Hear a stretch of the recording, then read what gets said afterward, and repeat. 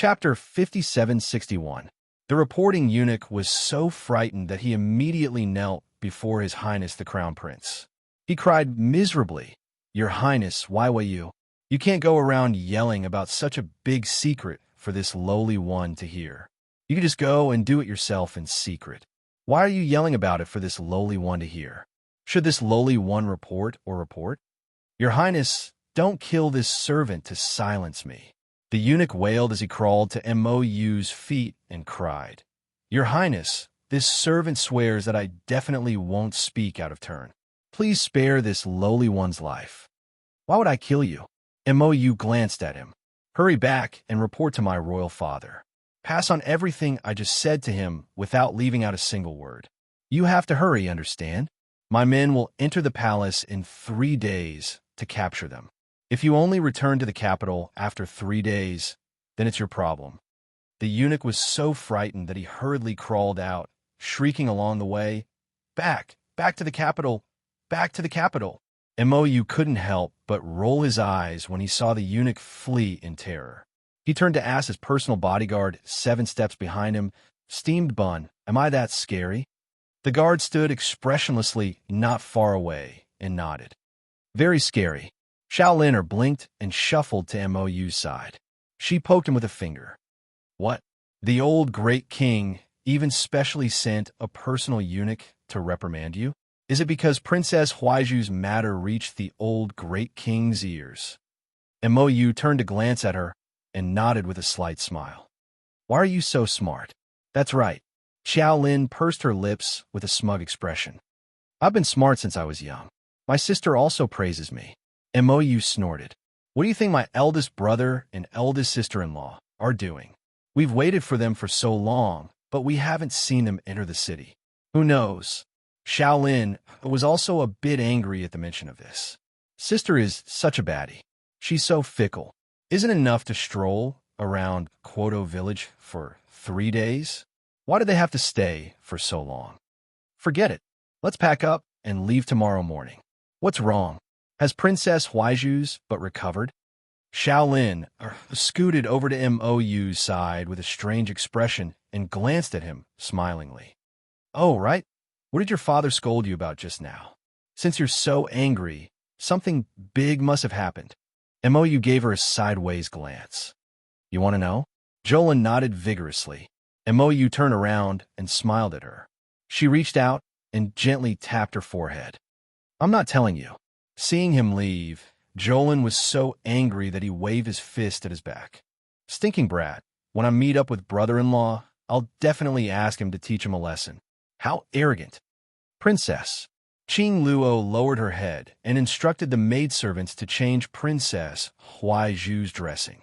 She even personally brought a bowl of nourishing snow lotus soup to Princess Huaiju. Huaiju's spirit had been weak for the past 2 days. Today, with great difficulty, her body's injuries had slightly improved. Only then did she have some strength to speak. Chunyan sent word of this matter back. Qing Luo nodded. Guard Chun was also worried that there was no way to treat the princess's injuries, so he thought of sending word to Imperial concubine Li Fu. Princess Huaiju angrily slapped the mattress. I told him before, but he completely turned a deaf ear. What did Annie say?" "I heard that the great king sent a little eunuch to deliver a message to His Highness the Crown Prince." Princess Huaiju's expression turned somewhat ugly.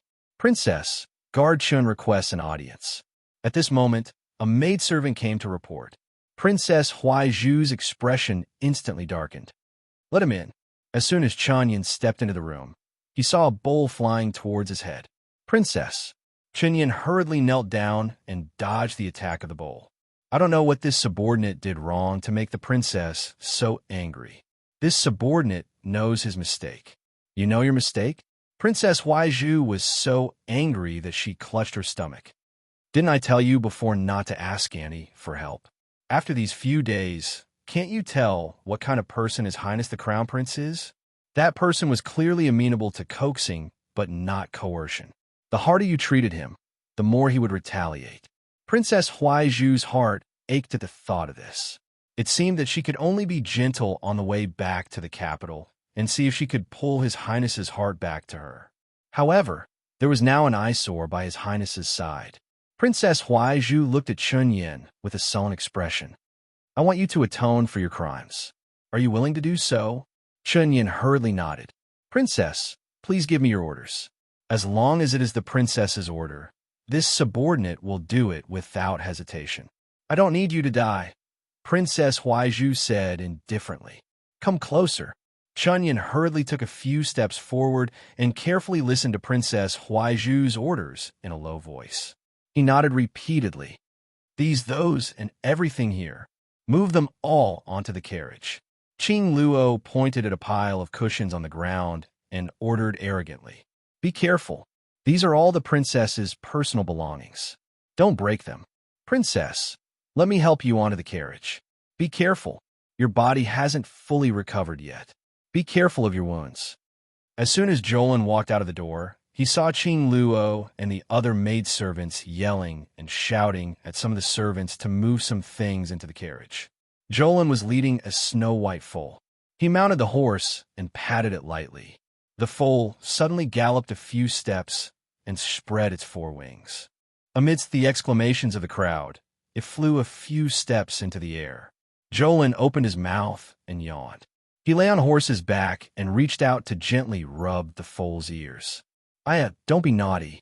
There are too many people here. Get down. The foal folded its wings, which were tens of meters long, and reverted to the appearance of an ordinary horse. It shook its head and trotted off. Qing Luo's eyes widened in shock. She turned to look at Princess Huaizhu, whose expression was extremely ugly. She whispered, Princess Huaizhu, what is that? A mystical beast? They had lived in the lower star regions for so long, but they had never seen such a rare flying mystical horse.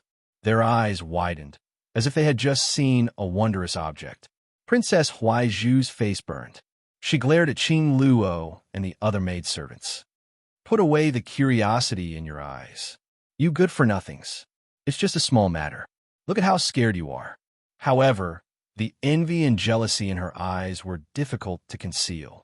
She thought to herself, where did this wild girl come from? How could she have such a mystical horse? Even as a princess, she had never owned such a mystical beast. To think that it could fly with 4 wings. Chapter 5762. Princess Huaizhu fiercely pulled back her gaze and slammed down the bead curtain. She sat back down in the carriage, feeling as if something was blocking her chest, making it hard for her to breathe. Qing Luo obediently knelt beside her and cautiously glanced at Princess Huaizhu's expression. She whispered, Princess, it seems that this Miss Qiao's identity is not simple. We know very little about Northern Mo's royal family. How about I send someone to inquire about that Miss Qiao's background? Huaizhu couldn't resist sneering. No need. What's there to investigate? Don't tell me you really believed her words. The passageway between the upper 3 provinces and the lower star domain has long been sealed, unless one ascends the heavenly stairway to the 6 prefectures' continents. How can one freely enter and exit? Qing Luo thought for a moment before whispering. Could it be that the other party has some powerful mystic artifact that allows them to freely travel between the 3 provinces, 6 prefectures, and the lower star domain? Princess Huaizhu glared at her in annoyance. Impossible. You've cultivated for so long. But have you ever heard of such an extraordinary person? I haven't. But seeing how powerful that lass's mount is, it doesn't seem likely that she's faking it. Qing Luo softly reminded. Actually, it won't take much time to find a few people to inquire among the people. Princess, only by knowing yourself and your enemy can you win 100 battles. Princess Huaizhu thought about it and felt that this made sense. Thus, she nodded. Then go do it. Remember not to let anyone else know. She didn't want others to know that she, the Grand Princess of the Horde Kingdom, was actually afraid of a little girl with no background. She didn't agree to Qing Luo's request to investigate that lass's background because she was flustered and uncertain. Huaizhu squeezed the handkerchief in her hand and had Qing Luo come closer to whisper, Then should we tell Chun Yin about the plan and postpone it? That's fine. Qing Luo nodded. To be safe, Let's investigate thoroughly first. Although Princess Huaizhu was a bit unhappy, Xiao Lin's move just now was truly shocking and had a relatively large psychological impact on her. Qing Luo, this lass, was meticulous and had always been the one to advise her on many matters. Huaizhu trusted her completely and felt that there was nothing wrong with listening to Qing Luo's advice on this matter. Arbor's group stayed in Quoto Village for several days before deciding to set off for Shijiu City. There was even a small episode yesterday. Li Xinyu, who had been rescued by them earlier, had returned. When she saw Arbor, she kept shouting for help. At that time, many villagers of Li's village chased after her. When Li Xinyu saw Arbor and the others, she knelt down in front of them and cried for help. She said that the villagers of the Li's village disregarded her wishes and forced her to marry the idiot at the head of the village.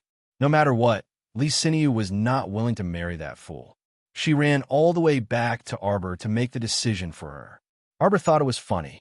They had only met by chance, and he was just saving her in passing. Why did he create so much trouble for himself? She looked at the villagers of Li's village who were eyeing her covetously and curled her lips speechlessly. For a moment, the villagers of Li's village did not dare to rush up and cause trouble. After all, in their eyes, the young men and women in front of them were like gods descending from the heavens. Their appearances were refined, and their temperaments were excellent. They did not look like people from their village at all. In their minds, the furthest they could think of was guessing which major city Qiao Mu and the others were from. Before they figure out their identities, the villagers of Li's village naturally would not easily offend Arbor and the others. The village chief of Li's village came forward to talk to Arbor and the others. To be honest, Arbor did not want to care about this matter at all, especially when it involved that troublemaker Li Xinyu. Troublesome. Arbor already knew what kind of person Li Xinyu was, so naturally, he did not want to poke his nose into her business. Thus, he said to the village chief, "We are not familiar with this lady. It is not convenient for outsiders like us to interfere in your village's matters. You can handle it yourselves." At that time, the village chief was stunned. In his eyes, this little noble in front of him was simply too knowledgeable and considerate. He hurriedly and humbly curtsied and agreed. Li Xinyu could not take it anymore. She screamed, crawled, and threw a tantrum in front of everyone, insisting that Arbor make the decision to save them. How could Arbor have a good temper? He directly led his people into the house. After the zombie tide was more or less resolved, they had found people to renovate and guard the house they previously left in Quoto Village. The Qiao family members habitually went to a place to buy land and houses, although these properties and fields in the lower star domain were not of much use now, and most of them were given to loyal old servants to live in. But due to her obsession with these properties, cough cough, since it was rare for her to come back, the little stoic would still urge her younger sister to visit her family's properties on the way back to the capital. Just take a few melons and dates, if you can. Li Xinyu was horrified. She didn't expect Madame Mo's personality to be so eccentric. She really did not care about her when she said she would. Now, she was waiting for these big shots to save her life. They only needed to move their fingers slightly, and these villagers of Li's village would kneel on the ground and beg for mercy. It was clearly a trivial matter, but no one was willing to help her, Li Xinyu. Li Xinyu was furious and yelled and screamed outside the house. In the end, she was gagged by her villagers and dragged all the way back. Before long, the old folks guarding the Qiao residence went outside to inquire about the news and came back to tell Arbor that Li Xinyu took the 500 mystic currency betrothal money from the village's idiot family and ran away in the middle of the night after pocketing it. This time, they finally caught her with great difficulty, and the village chief ordered her to be married off. She had to get married whether she wanted to or not. After hearing about Li Xinyu's escape from marriage, An Wushuang looked like she was looking at a weirdo and glanced outside the door. If she didn't want to get married, why did she accept the betrothal money? She didn't want to get married just because she took the money? She even described the other party as a bastard who forced her into marriage. She was clearly the one who was greedy and swindled money out of marriage. This was truly amazing. Third Fu nodded and said, "Thankfully, We didn't care about her lousy affairs. Otherwise, we'd be looking for trouble again. Arbor expressionlessly turned to look at the shocked Xiao Sr. Do you understand? Xiao Sun nodded fiercely. Sister, you're right. Meddling in other people's business won't end well. Xiao Sun looked up at the sky and recited, I swear to the heavens that I will put away my saintly heart. From now on, I won't meddle in other people's business and won't mention idle thoughts. Everyone couldn't help but twitch their mouths. The little Stoics' education method had always been rather eccentric. Everyone packed their things and set out for Shijiu City. With their current strength, they could arrive in the time it took to brew a cup of tea. However, everyone came here to play, so they naturally walked and stopped to look around. They only arrived at Shijiu City's entrance when it was almost evening. Chapter 5763. At that time, the setting sun was shining in front of Shijiu City's city gate. Under the lofty city walls, two newly repaired city gates towered in the setting sun. Arbor's group arrived in a carriage. Just as they approached the city gate, they heard the clamorous sounds of gongs and drums. The citizens lining the streets held two long welcome banners and kept shouting, Welcome! Welcome! Welcome the arrival of the divine province's emperor and empress. For a moment, Arbor thought he had misheard. He glanced at Mo Lien, who was sitting next to him, in astonishment. Mo Lien didn't know whether to laugh or cry. It wasn't me. I've been with you these past few days, so how could I have gotten in touch with Shijiu City's people? Arbor thought that was true. Then it was that last Xiao Lin who did it. If Xiao Lin knew that her sister treated her like this, she would definitely cry injustice. She merely revealed to City Lord Gu that her sister and company would be arriving in a few days. Her original intention was to let City Lord Gu prepare and get close to her sister or something. After all, City Lord Gu was quite a nice person. She even specially instructed City Lord Gu to only receive them slightly. Who knew that City Lord Gu would make such a big fuss? Arbor hastily lowered the carriage's curtain and covered his face with one hand, pretending not to see those brothers holding banners outside. The carriage arrived at Shijiu City's city gate for a routine inspection. A soldier standing outside the carriage announced loudly, You need to test your mystic strength to enter the city. If you want to stay for a long time, you need to scan your inner world and pay a portion of your supplies. Arbor's memories were instantly pulled far away. It was as if he had returned to that evening when he dragged his entire family to Shijiu City's city gate. Like now, they had to test their mystic strength and pay their supplies to enter the city. However, there were many people fleeing back then, and there was a long line at the city gate. Unlike now, when order had basically been restored, there weren't many people fleeing here. Duan Yu couldn't resist laughing. Jojo, you even cheated me out of 500 mystic currency here, remember? Arbor expressionlessly glanced at him. Mo Lien's ears immediately perked up. He glanced at Duan Yu and nudged closer to his wife. What's going on? Tell me. Why don't you say that you were hanging out with a bunch of idiots from Daybreak Sect back then? Arbor snorted and turned to complain to her husband. At that time, the people from the Daybreak Sect even bullied me. There's a guy called Jia Mingren who even made my father crawl under him. Duan Yu's mouth twitched. In the end, didn't you kick me until I fainted? I even had to compensate you with 500 mystic currency. The most shameful thing was that Shang Kuan and Jia Mingren didn't pay back the ransom fees. They were truly a pair of paupers. Mo Yin came back to her senses at once, and she turned to glare at Duan Yu. I remember now, your Daybreak Sect actually bullied my Jojo. Didn't you say 500 cultivation coins plus a kiss back then? I want to redeem the people of your Daystroke sect. Duan Yu, Arbor, Yuan Shurchen laughed heartily. There was actually such an interesting thing? Duan Yu grumpily retorted. She was only 7 or 8 years old at the time. What's wrong with kissing? It's not like kissing isn't allowed. Stingy. Mo Yin pounced over, wanting to beat him up, but Arbor hastily pulled her back. Arbor lifted the carriage's curtain with a whoosh and shouted at the soldiers outside. Hey, test. Fuck, these two were so annoying. They were so friendly to outsiders that they could wear the same pair of pants, but normally, they were always dog-eat-dog, so annoying. How could Mo Yin know the details of this incident in Shijio City? It must be that scoundrel, Aoyi, who sent him a message. Arbor could only come up with this after racking his brains, so he shouted outside, "Aoi." There was no reply from Aoyi. Just as his majesty betrayed him, this guy had already run far away to hide in a tree. Puffed, and Wushuang couldn't resist laughing. All right. I just saw him run far away. Let's enter the city first. Welcome. The voices on the street abruptly stopped. Everyone stared at the handsome men and beautiful women in front of them, as if they were immortals flying from outer space, and their gazes were somewhat dazed. Then, the leading sister-in-law hurriedly left the group and jogged all the way to Arbor's group.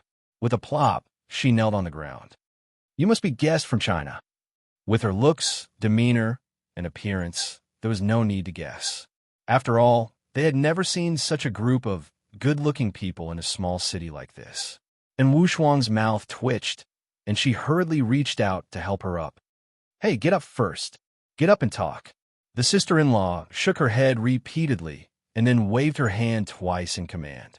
The passers-by on both sides seemed to have suddenly reacted, and the sound of gongs and drums resounded in the sky as they shouted, "Welcome!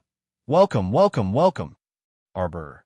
She really didn't want to bother with these fools. Quickly report to the city lord that the guests from China have arrived. After the sister-in-law shouted, several soldiers immediately reacted and hurriedly mounted their horses, galloping to find the city lord at lightning speed. When the city guard standing at the side saw such a large group of people, he couldn't help but ask, Do we still need to test them? Test my ass." The sister-in-law went up and slapped the back of the fool's head. "Hurry up and welcome the guests in." At this moment, Arbor was in a mess in the wind. The 7 flowers in the star domain were chattering noisily. Jojo were coming out. "It looks so lively here. It's so fun. I want to go out and take a look." Sir Jojo's head hurt from all the noise, and he waved his hand to let them out. The sister-in-law, who was enthusiastically exchanging greetings with them, was instantly startled. In the blink of an eye, 7 or 8 more people appeared from the original group, and this really made them dumbfounded. The crowd on both sides of the street exclaimed in unison, "Immortals! They're immortals!" Gu Qingfeng hurriedly rode over with Mr. Zhang. When he saw Mo Yin and Arbor standing at the front of the crowd, his eyes immediately widened. The two of them hastily jumped off their horses and rushed over. They were so excited that they almost made a mistake in their greetings. They prostrated themselves on the ground and almost shouted, "This official greets His Highness the Crown Prince." However, they hastily corrected themselves. "This subordinate greets His Majesty and Her Majesty." Arbor looked at the two people in front of him and sighed with emotion. She had a very good impression of City Lord Gu and Mr. Zhang. When their family lived in Shijio City, City Lord Gu and Mr. Zhang took great care of them. The Qiao estate in Pear Blossom Alley was remodeled from the City Lord's estate's private garden. It was secluded and quiet, and no one usually dared to disturb them. City Lord Gu, Mr. Zhang, long time no see. Gu Qingfeng and Zhang Yin excitedly went up to greet them, their eyes almost red. They still clearly remembered the scene when Miss Qiao's family came to Shijio City that evening. It had been almost 13 years since Miss Qiao left for the Holy Water Sect. Chapter 5764.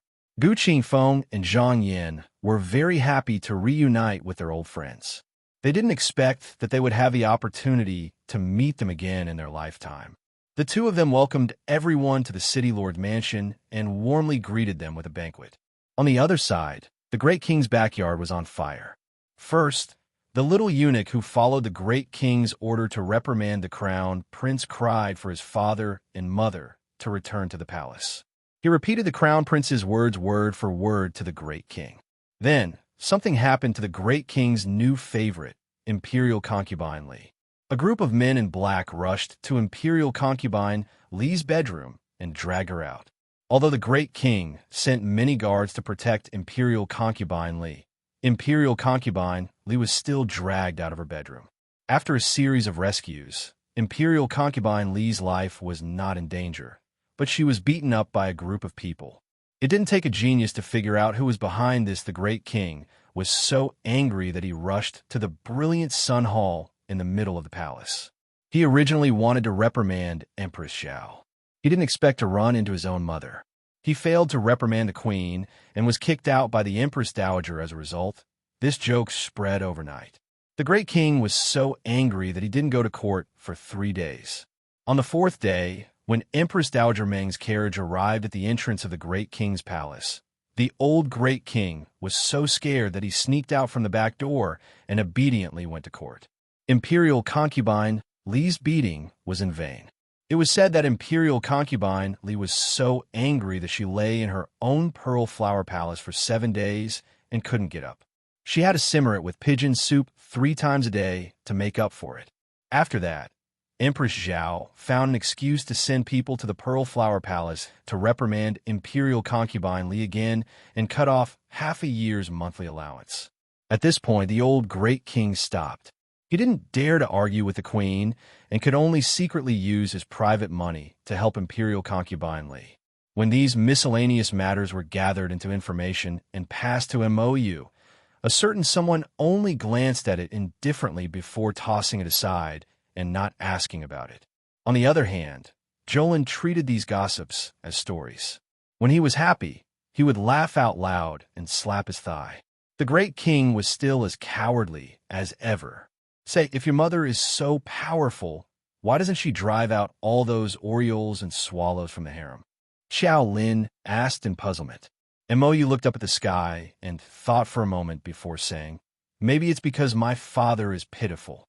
As the great king of Northern Mo, this fellow usually didn't have any great hobbies other than this little hobby of liking beauties. His mother pitied him and didn't want to kill off this hobby of his. The way they interact is really strange. The relationship between the great king and the queen wasn't good, right? How could he not have feelings for her after being together for so many years? If they really encountered any danger, the first person the great king would think of was still Empress Xiao. The relationship between the great king and the queen was harmonious, but they quarreled every other day. The great king would occasionally be angered by Empress Xiao until his blood boiled. Let's not be like them. It's really not good to interact like this. MOU reached out to push the little girl's forehead. Xiao Lin nodded. Then, she came to her senses and stared at her with round eyes. MHM, we have to interact like big brother and sister-in-law. That's the normal way. MOU casually took a cup of tea and stuffed it into her hand. Take a nap after drinking the tea. Xiao Lin couldn't help but be amused by this fellow.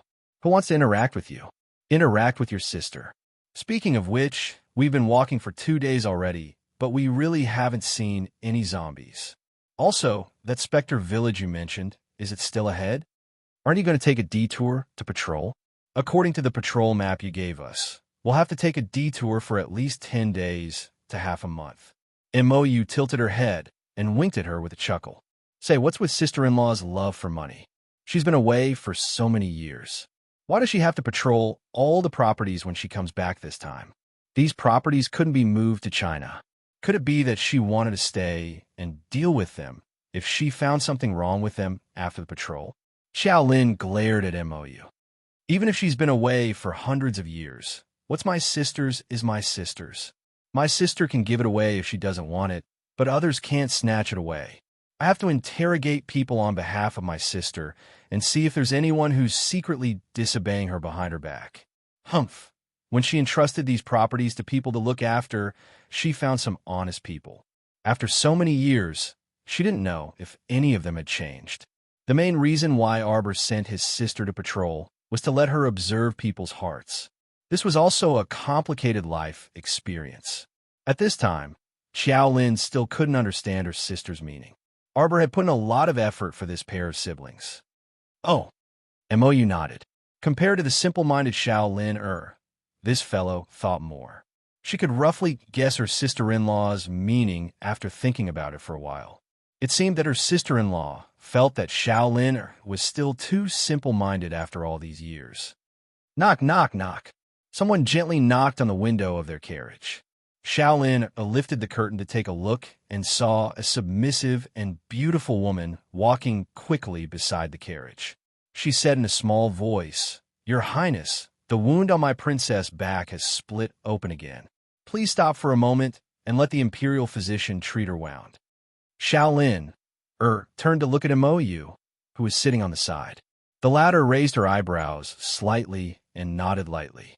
Shaolin looked out of the window curiously and saw a female physician bow slightly and follow the maidservant named Qing Luo into Princess Huaiju's carriage.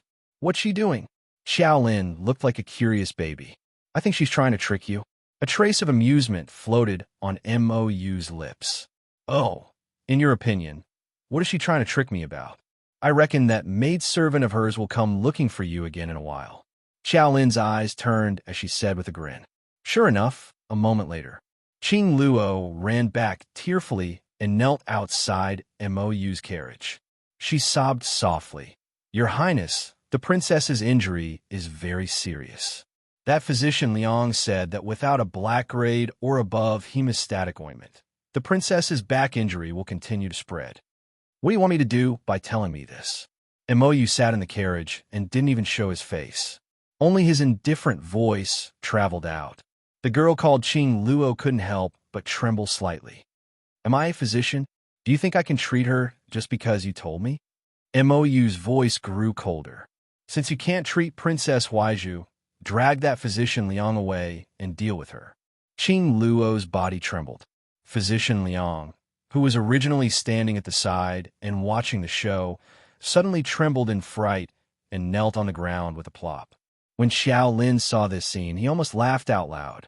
He hurriedly covered his mouth with his two small hands and coughed lightly. He stretched out his leg and lightly kicked Mou beside him. Chapter 5765.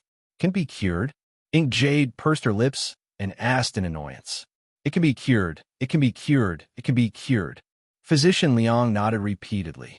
She immediately got up from the ground and rolled back into Princess Huaiju's carriage. Jolin was amused. Ink Jade lowered the curtain and said coldly to Qing Luo, "Don't bother me if there's nothing important. Even if there's something important, don't bother me." Qing Luo hung her head dejectedly and climbed back into Princess Huaiju's carriage. She exchanged glances with the princess, who was lying on the cushion. Although the master and servant didn't say anything, the exchange of glances was obvious. His Highness the Crown Prince is stubborn. "I don't know what to do. Let's think of something else later." Princess Huaiju calmed down. It seemed that her constant attempts to get close to His Highness had made him very unhappy. But when she thought about how she, a noble princess, had been rejected time and time again, she couldn't help but feel angry. After Physician Liang gingerly finished examining Princess Huaiju's illness, she left. The princess hurriedly gave her personal servant, Qing Luo, a look. "Go send a message to Chun Yen." Princess Huaiju stuffed a slip of paper into Qing Luo's hand and gestured with her lips. "I thought of another way to test that, Miss Chiao." "Yes." Qing Luo looked down at the slip of paper and nodded with a smile. "Princess, don't worry and recuperate. This servant will talk to Chun Yen." Princess Huaiju gently pressed down on her back, and a sharp pain immediately came over her.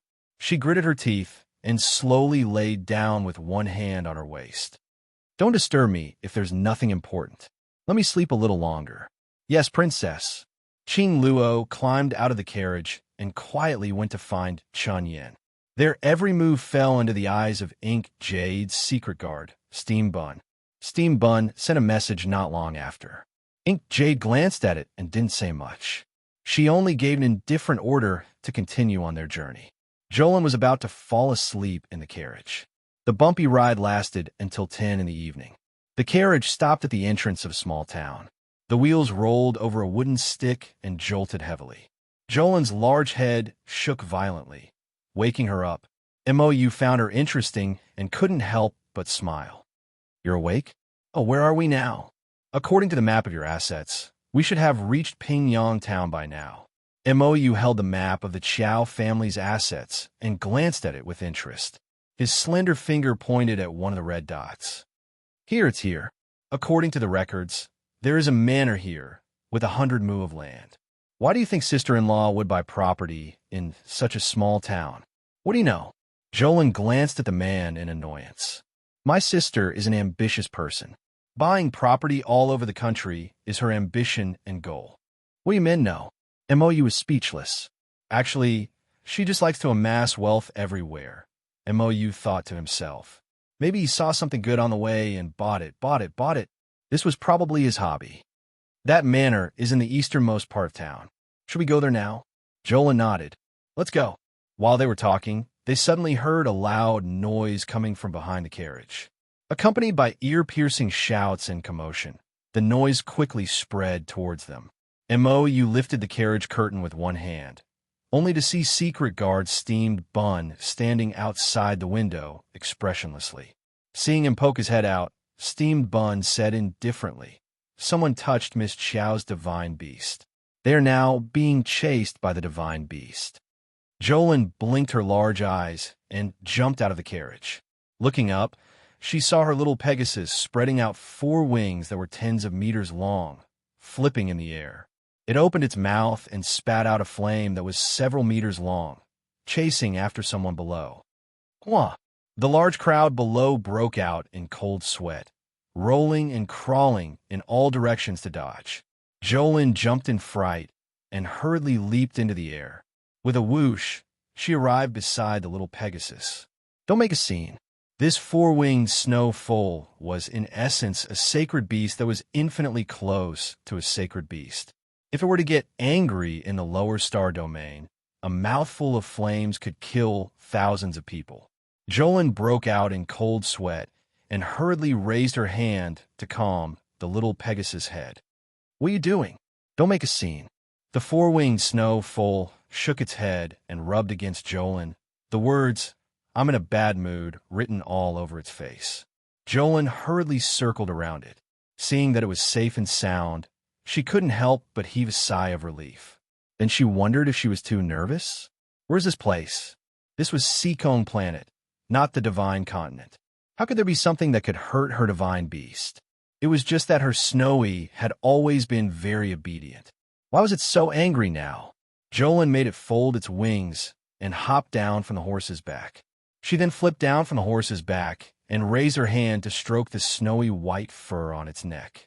Turning around, she saw Mou slowly walking over from outside the crowd. Jolin said to him, "What's going on?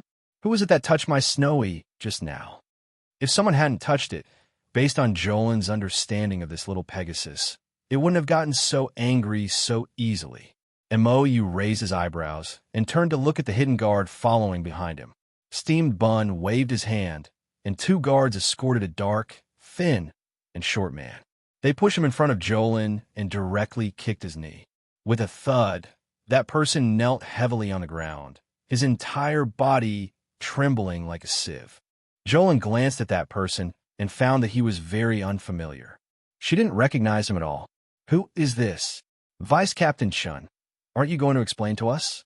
Mou smiled faintly and turned to glance at Chun Yin, who was standing there ramrod straight and unmoving. "Chun Yin, His Highness is calling for you." The 2 guards shouted angrily. With a cold face, Chun Yin strode to Mou and knelt on one knee as he sincerely said, "This subordinate doesn't understand what His Highness means." "Oh, see if this person is one of your people? You don't understand?" Mou looked at him in amusement. "Why would your people touch Miss Xiao's steed? When we were resting just now, this person wanted to feed Miss Xiao's horse. I don't know how, but he angered the horse." Chun Yin coldly glanced at that person, then took 2 steps forward and slapped him across the face. "What's going on? Who told you to touch Miss Xiao's steed?" That person gritted his teeth and didn't make a sound. Even when he was slapped, he only lowered his head and didn't say a word. "Chun Yin," Mou coldly called his name. "Are you still not going to confess? Vice Captain Chun wanted to steal the horse, right? What did you have someone add to the horse's feed?" Chapter 5766. Chun Yan's eyes flashed. "Miss Xiao, you misunderstand. Whether it's a misunderstanding or not, we just need to have a medical officer examine it." Xiao Lin didn't want to waste time with him and turned to glance at Black Jade. The latter nodded slightly and was about to turn to speak when the short, dark-skinned man who had been caught spat at the crowd and struggled to his feet, cursing angrily. "It's just a lousy horse. Why would this elder want to steal it? Your dog eyes must be blind, Owl." Before he could finish speaking, Steam Bun punched him to the ground. Black Jade's cold eyes swept over him. "Make him speak the truth." "Yes." Steam Bun pulled the man up and dragged him out of the crowd like a rag. This action was so large that it gave everyone a fright. Princess Huaizhu, who was standing nearby, subconsciously clenched her fists and anxiously turned to look at her servant girl. Qing Luo whispered, "Princess, don't worry. The people we sent are very tight-lipped. They definitely won't speak carelessly." "Idiot." Princess Huaizhu cursed in a low voice. She simply entered her carriage and didn't come out again. Not long after, Steam Bun ran to the princess' carriage to pass on a message that His Highness had invited her. Princess Huaizhu, who was already ill at ease, felt her heart inexplicably thump. She gave Qing Luo a meaningful glance. Qing Luo hurriedly stepped forward and said coldly, "Guard bow. Does His Highness need something?" "Princess, you know very well what you've done. Why ask when you already know the answer?" Steam Bun gave a fake smile and bared his teeth at the master and servant pair. Princess Huaizhu felt her heart clench. "What do you mean?" Before Huaizhu could speak, Qing Luo had already shouted at the top of his lungs. "You Northern Mo people wouldn't suspect that our princess wanted to steal Miss Qiao's precious horse, right?" Qing Luo sneered. "Is she worthy?" "Princess, there's no need to deny it. Your subordinate has already confessed the truth. He even gave that taming talisman to His Highness." Princess Huaizhu's expression changed, and she nervously turned to look at Qing Luo. The meaning in her gaze was very clear. "Didn't you just say that the people you sent over are all stubborn and won't be recruited?" It hadn't even been 5 minutes, but she had already revealed everything.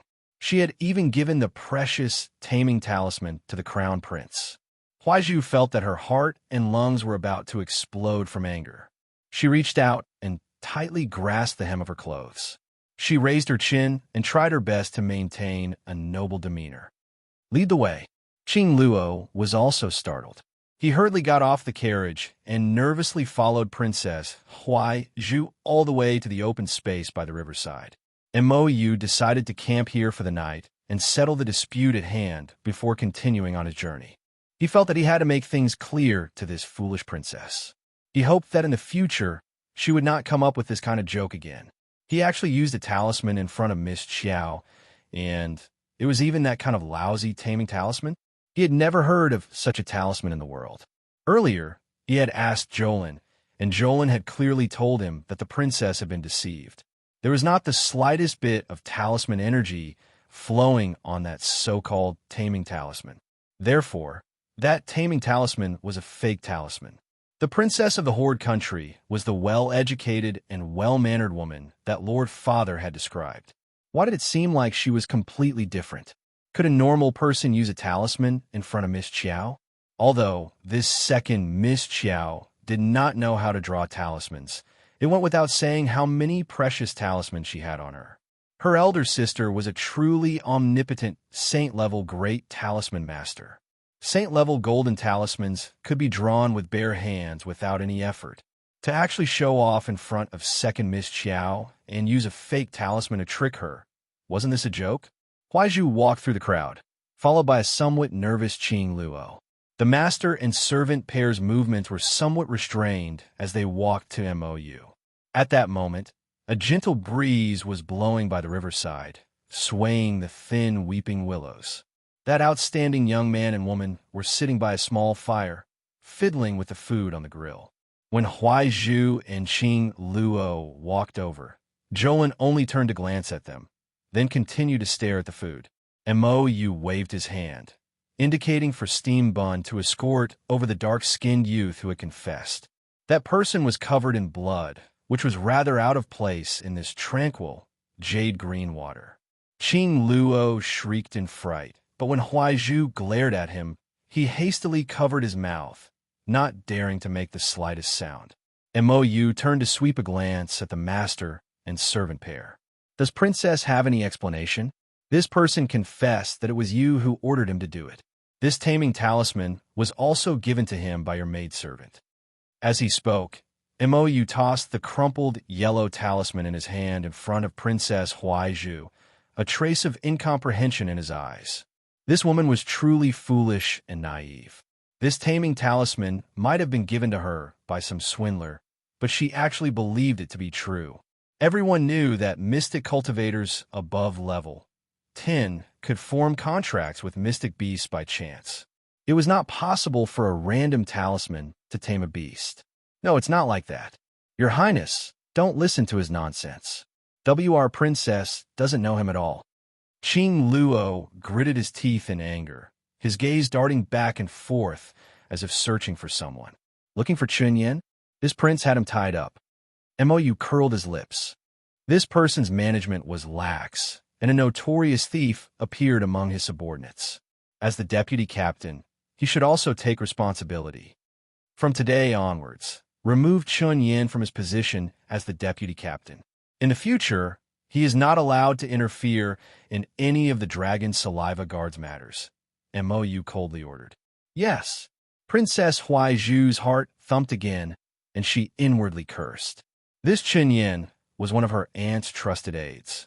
Her aunt had expended a great deal of effort to arrange for this person to be the deputy captain of the Dragon Saliva Guard. But now His Highness the Crown Prince had dismissed him with a single sentence. This truly made one feel extremely powerless. In the face of absolute power, anything one did would be courting death. Mou swept a glance at the pale-faced Princess Huaizhu, and a faint trace of disgust flitted through his eyes. I'll give you a word of advice.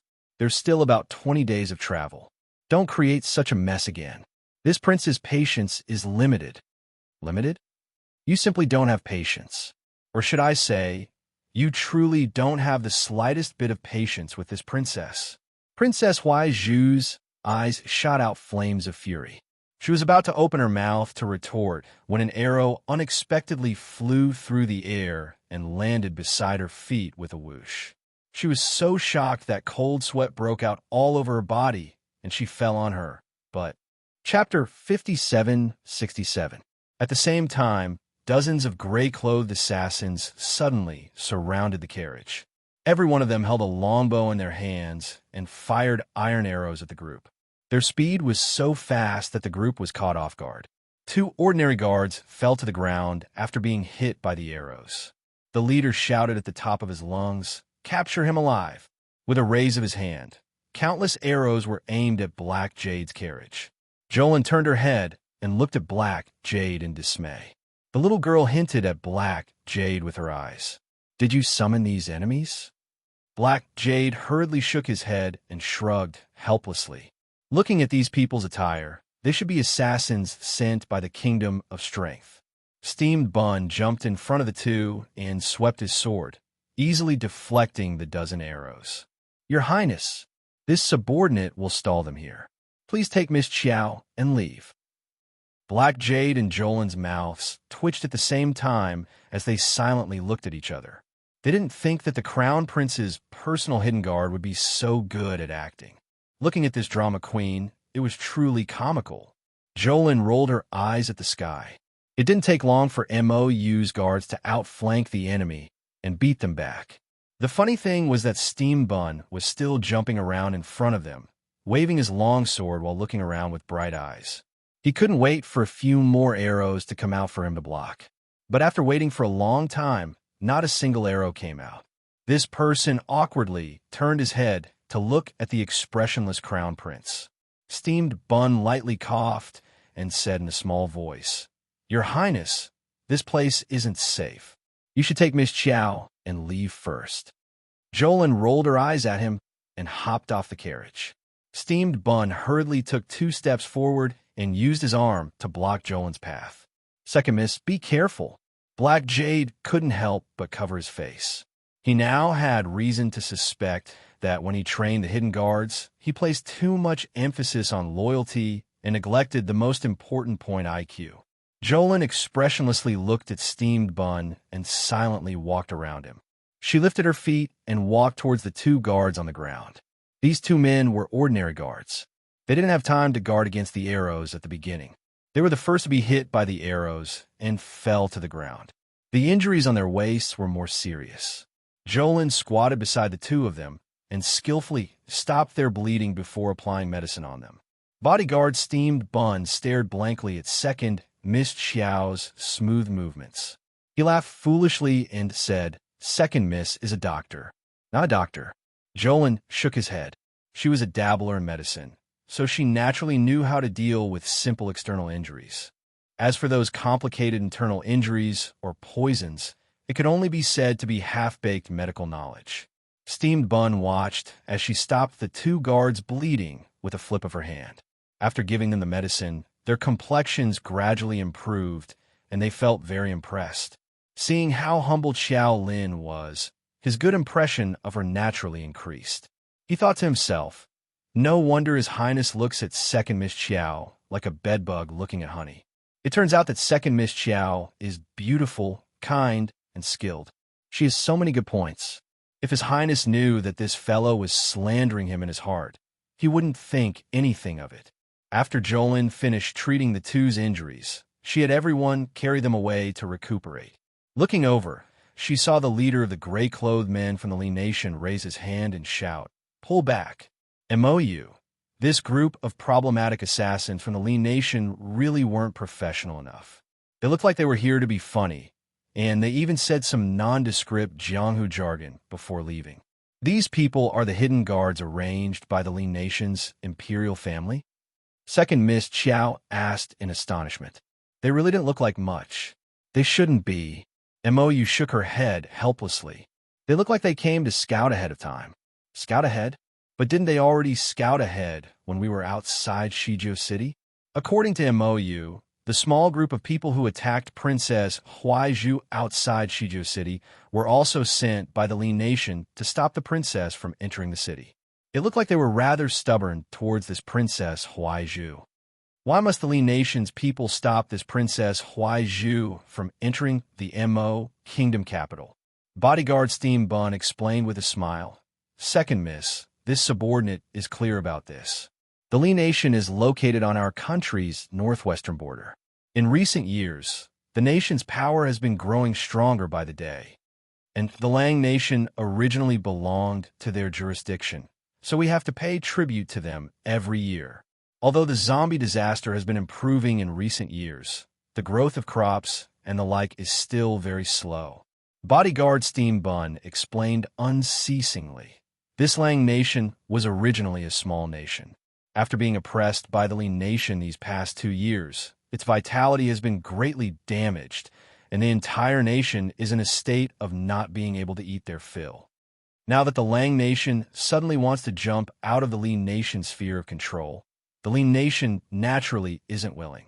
When they heard that the Lang Nation intends to send their princess to our northern MO for a marriage alliance, they impatiently mobilized their troops and impatiently try to sabotage this marriage alliance time and time again. Second Miss Xiao gave an O. She peeked at MOU before turning to leave with a humph. Liar, still saying it wasn't a marriage alliance.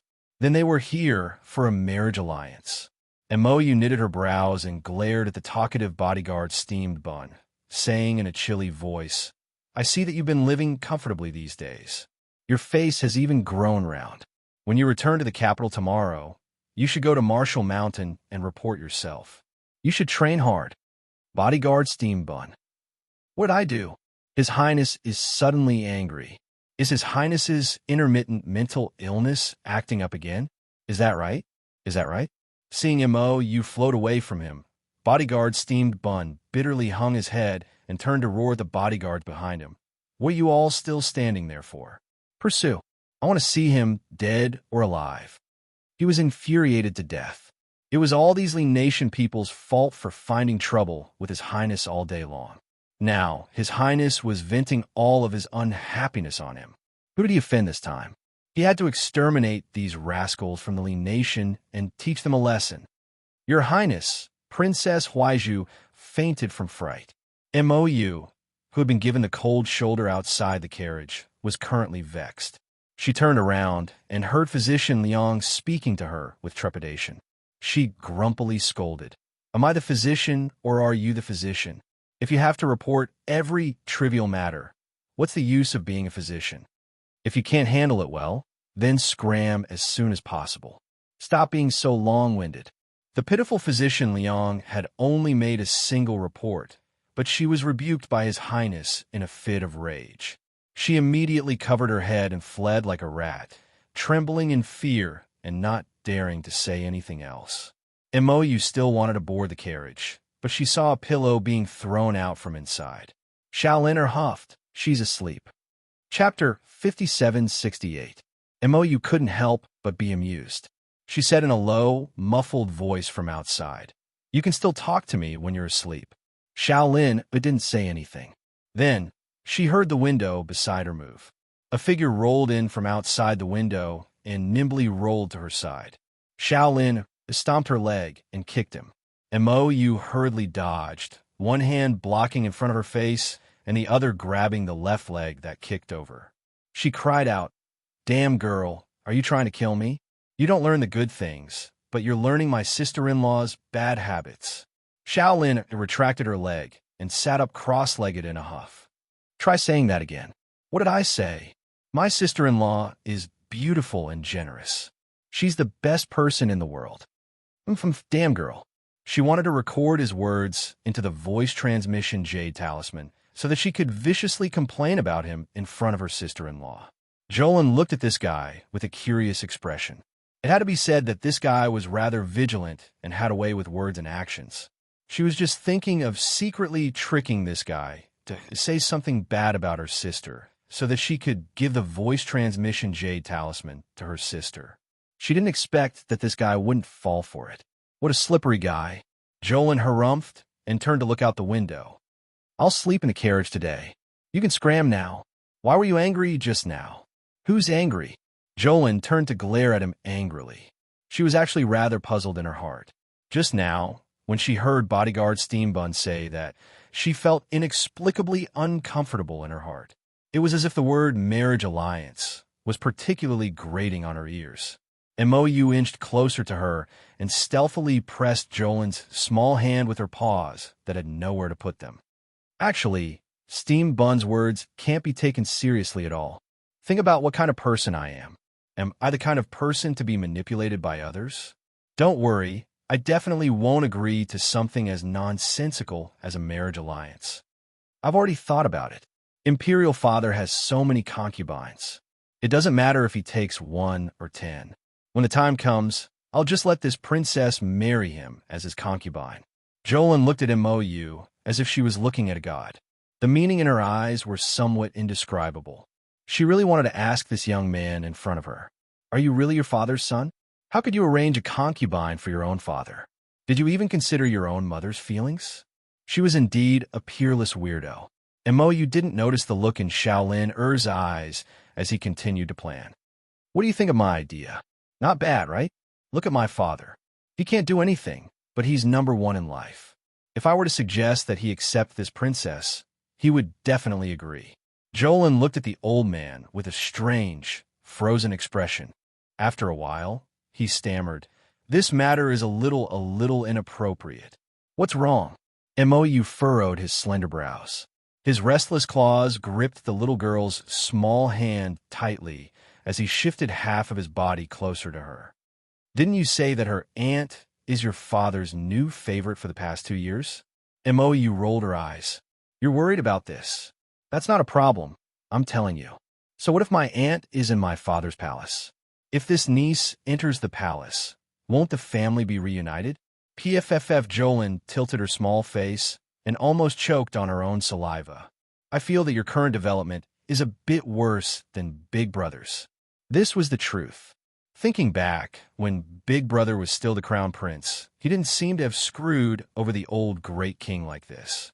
The old great king had really committed an old sin. Why were both his sons so screwed over in the end? Mou became agitated and tightly gripped Jolin's small hand. He asked agitatedly, "Then do you feel that I've already surpassed my father?" Jolin's gaze fell on their intertwined hands. and her face inexplicably heated up. What the hell was going on? When did her small hand get grabbed? She angrily pulled her hand back and lifted the curtain. Without another word, she threw this crown prince you out. Scram. Unrestrained syllables slowly rippled through the summer night. On the sparkling riverside, Steamed Bun's imperial bodyguard and the others turned to look in shock. They saw their elegant and graceful master being thrown out of the carriage by the little girl. Roar! The curtain fell in front of their master with a whoosh.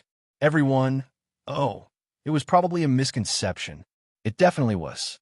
With their understanding of the screwed, over-crowned prince, it wasn't very likely that he was a master who would suffer losses. After Shaolin threw the noisy man out of the carriage, she tossed and turned for most of the night and only fell into a deep sleep when it was almost 10 o'clock in the morning. When she woke up, she found that the carriage was already on the road.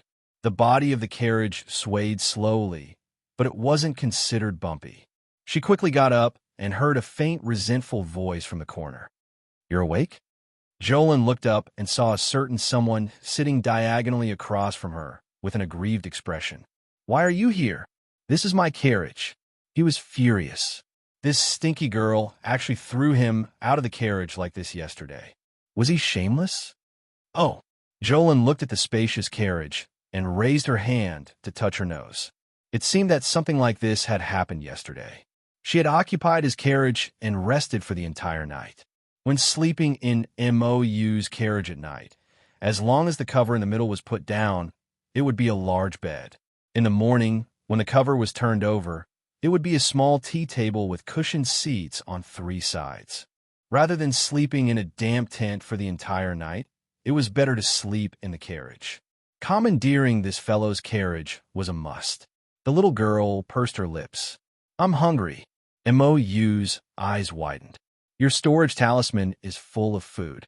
What she meant was a rich little fellow, like you should be the one to take out all the delicious food and share it with us. Jolin had an instinct to protect his food and hurriedly shook his head. "Didn't you make porridge this morning? Give me a bowl of porridge. Half a plate of side dishes is enough." The food in the storage talisman wouldn't spoil. She just liked to store things and keep them for herself to slowly enjoy. Stingy, MOU lightly snorted and lifted the carriage curtain to say a few words outside. Not long after, someone brought a piping hot pot of porridge into the carriage, along with 4 plates of pastries and 4 plates of side dishes. It was quite a sumptuous meal. Jolin's large eyes lit up, and she immediately felt that her life was complete. She turned and jumped off the carriage to wash her face by the river.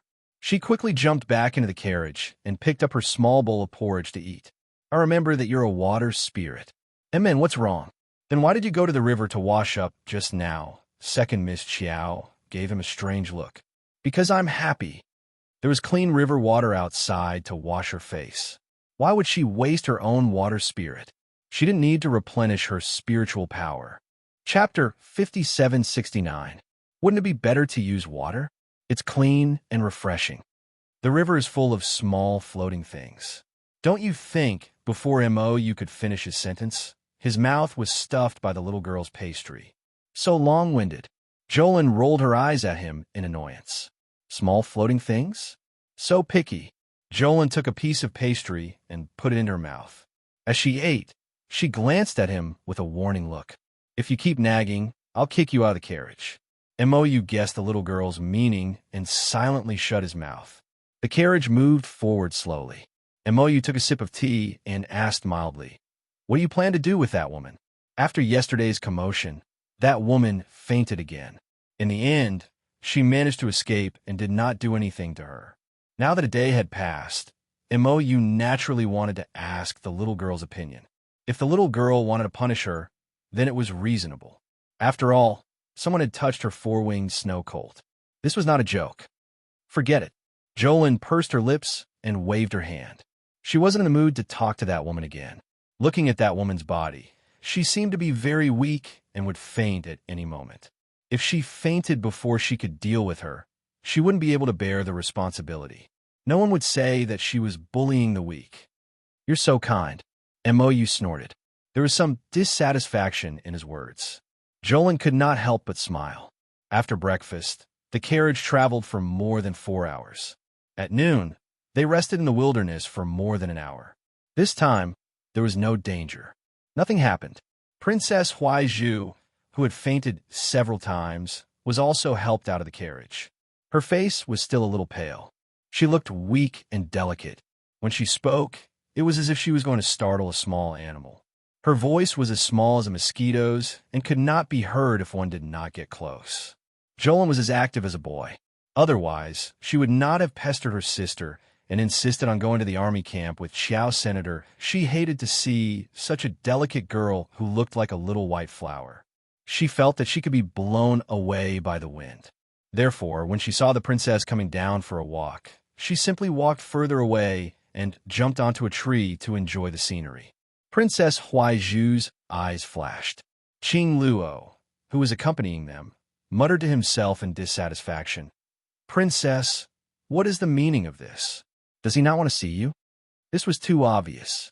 As soon as she saw her supporting the princess, the little girl flashed away and flew so high and far away.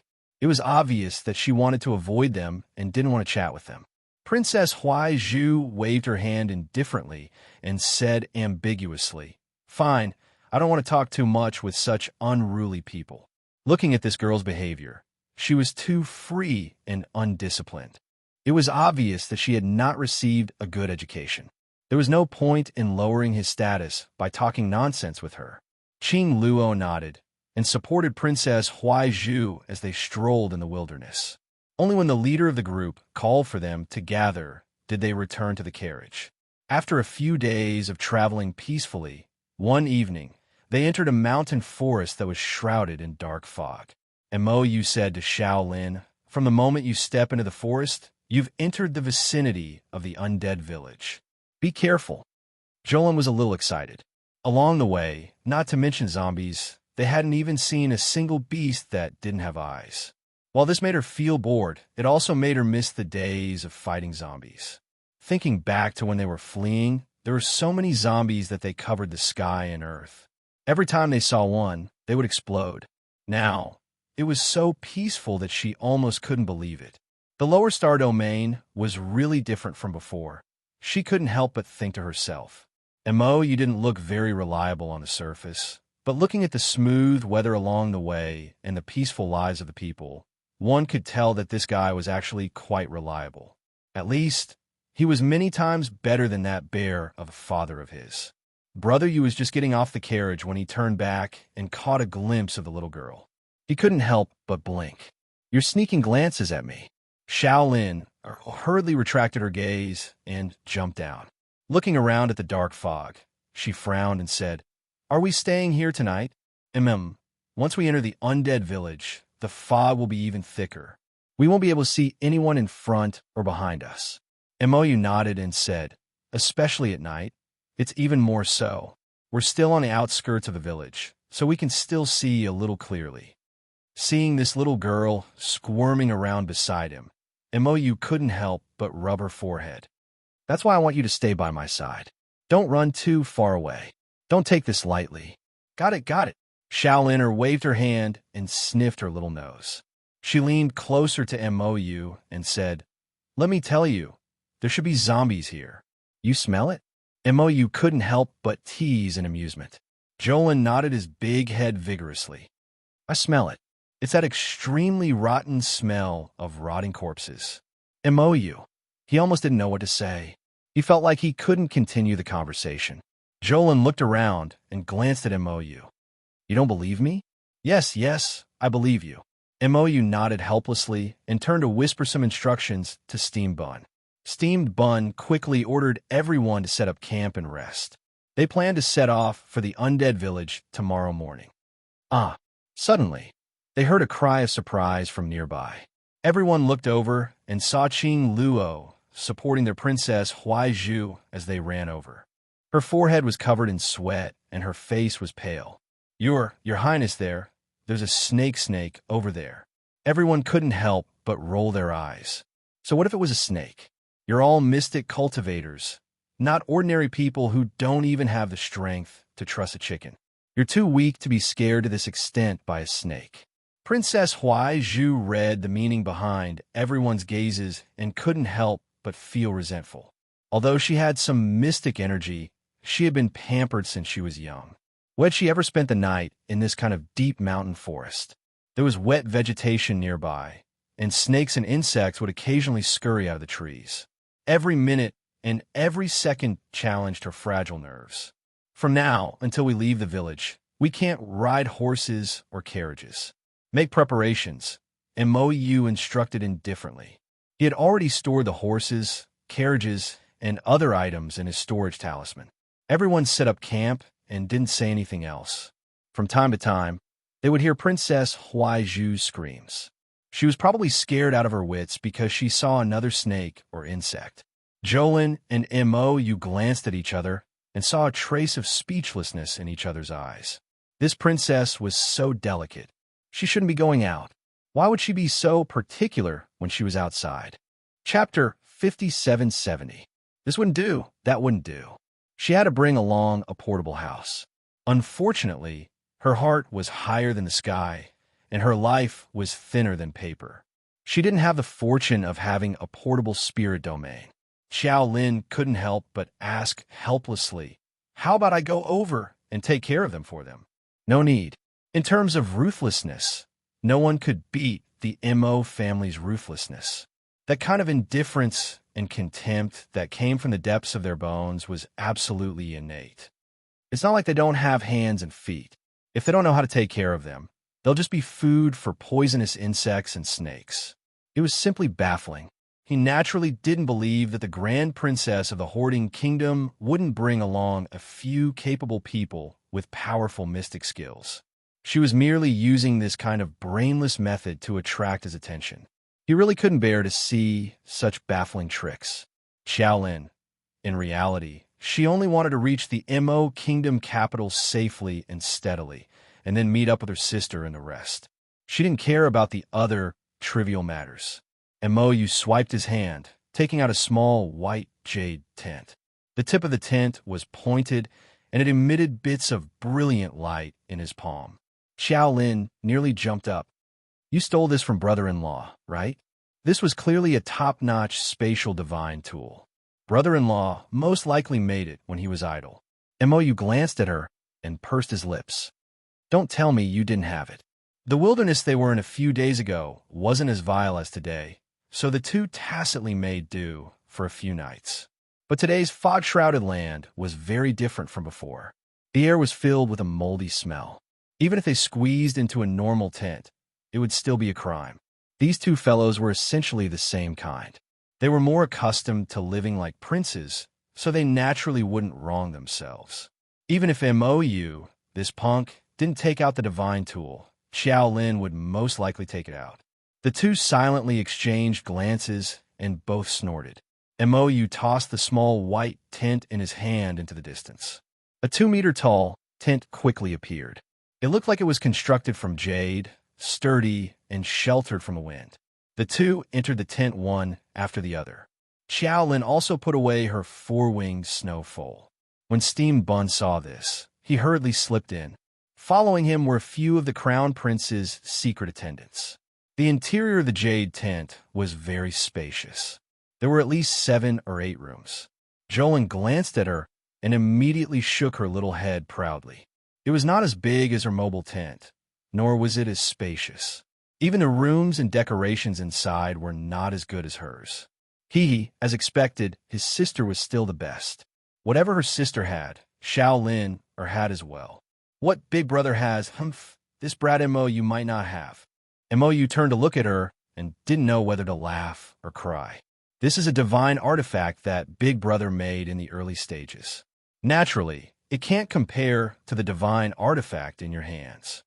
Xiao Lin turned around and made a face at him before skipping into the last room on the left. The tent made of jade not only had a god-level defense function, but it was also soundproof and moisture-proof. It was warm in winter and cool in summer, soothing the mind and helping one sleep. Therefore, he slept well that night. The next day, when she came out of the tent, she saw Princess Huai Zhu and her servants looking at her with dark circles under their eyes. What Shaolin didn't know was that after they entered the tent to rest last night, the sharp-eyed Qing Luo saw that Prince Yu had made such a good item and hurriedly reminded his master. The master and servants arrived in front of the tent, shouting and yelling. Unfortunately, the tent was soundproof, and the people inside couldn't hear them at all. Mou and the others had long since gone to meditate and rest. Naturally, they did not know that Princess Huaizhu and her servants had spent most of the night in front of their tents. In the end, the two guards couldn't stand it anymore and persuaded him to leave. If they continued to yell and shout like this, no one in the camp would be able to rest. Shaolin had a baffled look on her face as she walked over to the bonfire and sat down. Steamed Bun Imperial Bodyguard hurriedly brought her porridge, noodles, and other food. As Shaolin ate, she received various glances from Princess Huaizhu from time to time. What's wrong with them? Shaolin looked at Steamed Bun Imperial Bodyguard with a puzzled expression. Steamed Bun Imperial Bodyguard helplessly curled his lips and whispered, "Second miss, you don't know, but after we entered the Jade Tent with His Highness last night, Princess Huaizhu and her servants have been wandering around outside the tent, wanting to go in. It's just that our Jade Tent is soundproof, so we didn't hear them yelling for half the night." Shaolin nodded speechlessly, thinking, this princess really spared no effort to get close to Mou. She must have really put in a lot of effort. But why do I always feel uncomfortable in my heart? It's probably because this Princess Huaizhu is too weak and delicate. She's not the type of person I want to be friends with. Mou walked out of the tent and put it away with a wave of his hand. Qing Luo sat next to Princess Huaizhu and carefully said, "They spent the night in comfort and didn't even think about our princess." Princess Huaizhu's delicate body was precious, but she had to spend the night in the open. Those little bugs and cockroaches made Princess Huaizhu's face pale. As servants, they all felt distressed. The princess has never suffered such grievances since she was young. So why doesn't His Highness Mou know how to take care of his own princess? Also, this Qiao's second miss from the mountains is really not a good thing. Her skin was thick, and she wasn't afraid of being bitten by mosquitoes. She even relied on the fact that she had known His Highness since she was young to shamelessly stay in the same tent as His Highness. A man and a woman alone for a night was truly shameless. At this time, they had long forgotten that there were 4 or 5 personal guards who went in with Mou. How could Huaizhu and the others know that the Jade Tent was divided into 7 or 8 small rooms? They only thought that Xiao's second miss was shamelessly sticking to His Highness and staying in the same tent with him. With their eyesight, they could only see that the material of the tent was much better than ordinary tents. At night, it was only able to ward off some snakes and insects. Princess Huaizhu's heart was filled with unhappiness. After these days of interaction, she could also see that this His Highness Mou really didn't have any other thoughts about her. He didn't even give her aunt, Imperial Concubine Li, any face. Otherwise, he wouldn't treat Qin Yan like this and remove him from his post without any mercy. Now, Qin Yan was still tied up at the back of the camp and couldn't even see him on a normal day. Huaizhu didn't know what Qin Yan's situation was. Mou casually ate some food and then ordered everyone to set out. Princess Huaizhu saw that he didn't even spare her a glance and couldn't help but feel depressed. Chapter 5771. Princess, we have to be careful when we enter this village. Qing Luo moved closer to Princess Huaizhu and said with a frightened expression, "I heard that this village is a bit unclean." Princess Huaizhu was still feeling stifled. Hearing Qing Luo's words, she couldn't help but feel irritated. "What do you mean by unclean? Could it be that there are wraiths in this small village?" Qing Luo nodded subconsciously. She moved closer to Princess Huaizhu and whispered, "I heard that when His Highness the Crown Prince's group passed by this place, 2 people disappeared for no reason. They haven't been found since." Huaizhu was a little creeped out by her sneaky look. She pushed Qing Luo's arm away and forced herself to calm down. Ridiculous. There must be someone hiding in the shadows, trying to act mysterious when no one is paying attention. Huaizhu suddenly stopped talking. She frowned as she looked at the group, gathering quickly. Those Mo Kingdom soldiers moved rather quickly. In a flash, They were already far away. Qing Luo saw that the group had finished their preparations and had already entered the undead village. She hurriedly urged Princess Huaizhu, "Princess, there are many things that we'd rather believe than not. Let's hurry up and follow. What do you think?" Huaizhu wasn't very brave. Seeing the group moving forward, leaving her a large distance behind, she couldn't help but feel anxious. "What are you talking about? Why aren't you following?" Unexpectedly, she looked back and saw that the road they had come from was covered with a thick gray fog, and visibility was very low. He had a feeling that something terrifying was hidden in this gloomy fog. Princess Huaizhu's body trembled slightly. She hurriedly said to Qing Luo, "Hurry up and follow. Stop talking nonsense." Qing Luo didn't know what to say. Most of the group had already moved forward, but she was still nagging by her ear. Princess Huaizhu glared resentfully at the maid. She hurriedly had two maids support her and jogged forward. On the other side, Jolin waved her hand to disperse the thick fog in front of her. She calmly took out a thick scarf from her inner world and covered her entire face. The visibility in front of them was getting lower and lower. It was almost impossible to see anything within half a meter. Everyone's hearts sank. They couldn't help but quicken their steps. They followed closely behind, hoping that they wouldn't fall behind. Steam Bun would make everyone report their numbers every once in a while. Excluding the princess and her party, they had a total of 368 teammates. Nothing out of the ordinary had happened yet, but Steam Bun's expression was extremely serious. After all, they had lost two of their teammates when they passed by the undead village. This incident was still fresh in their minds, and they still had not figured out what had happened. "Everyone follow me," Steam Bun said. "What's the situation behind us?" "Princess Huaizhu, how many people do you have on your side? Have you counted them?" Princess Huaizhu looked at Qing Luo with a puzzled expression.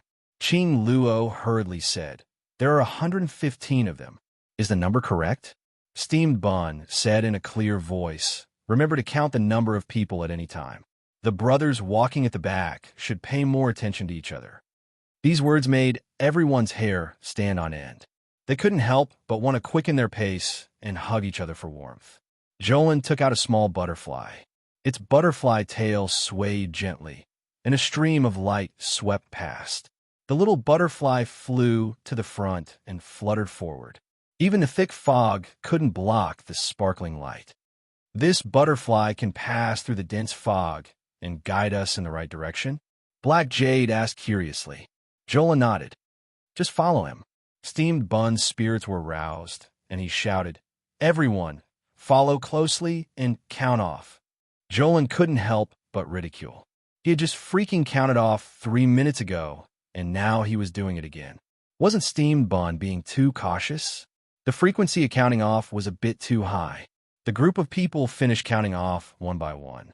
Princess Huaizhu said softly, "Then let's also count off. This way, everyone can feel more at ease." Qing Luo nodded and said, "The people of Jiang count off.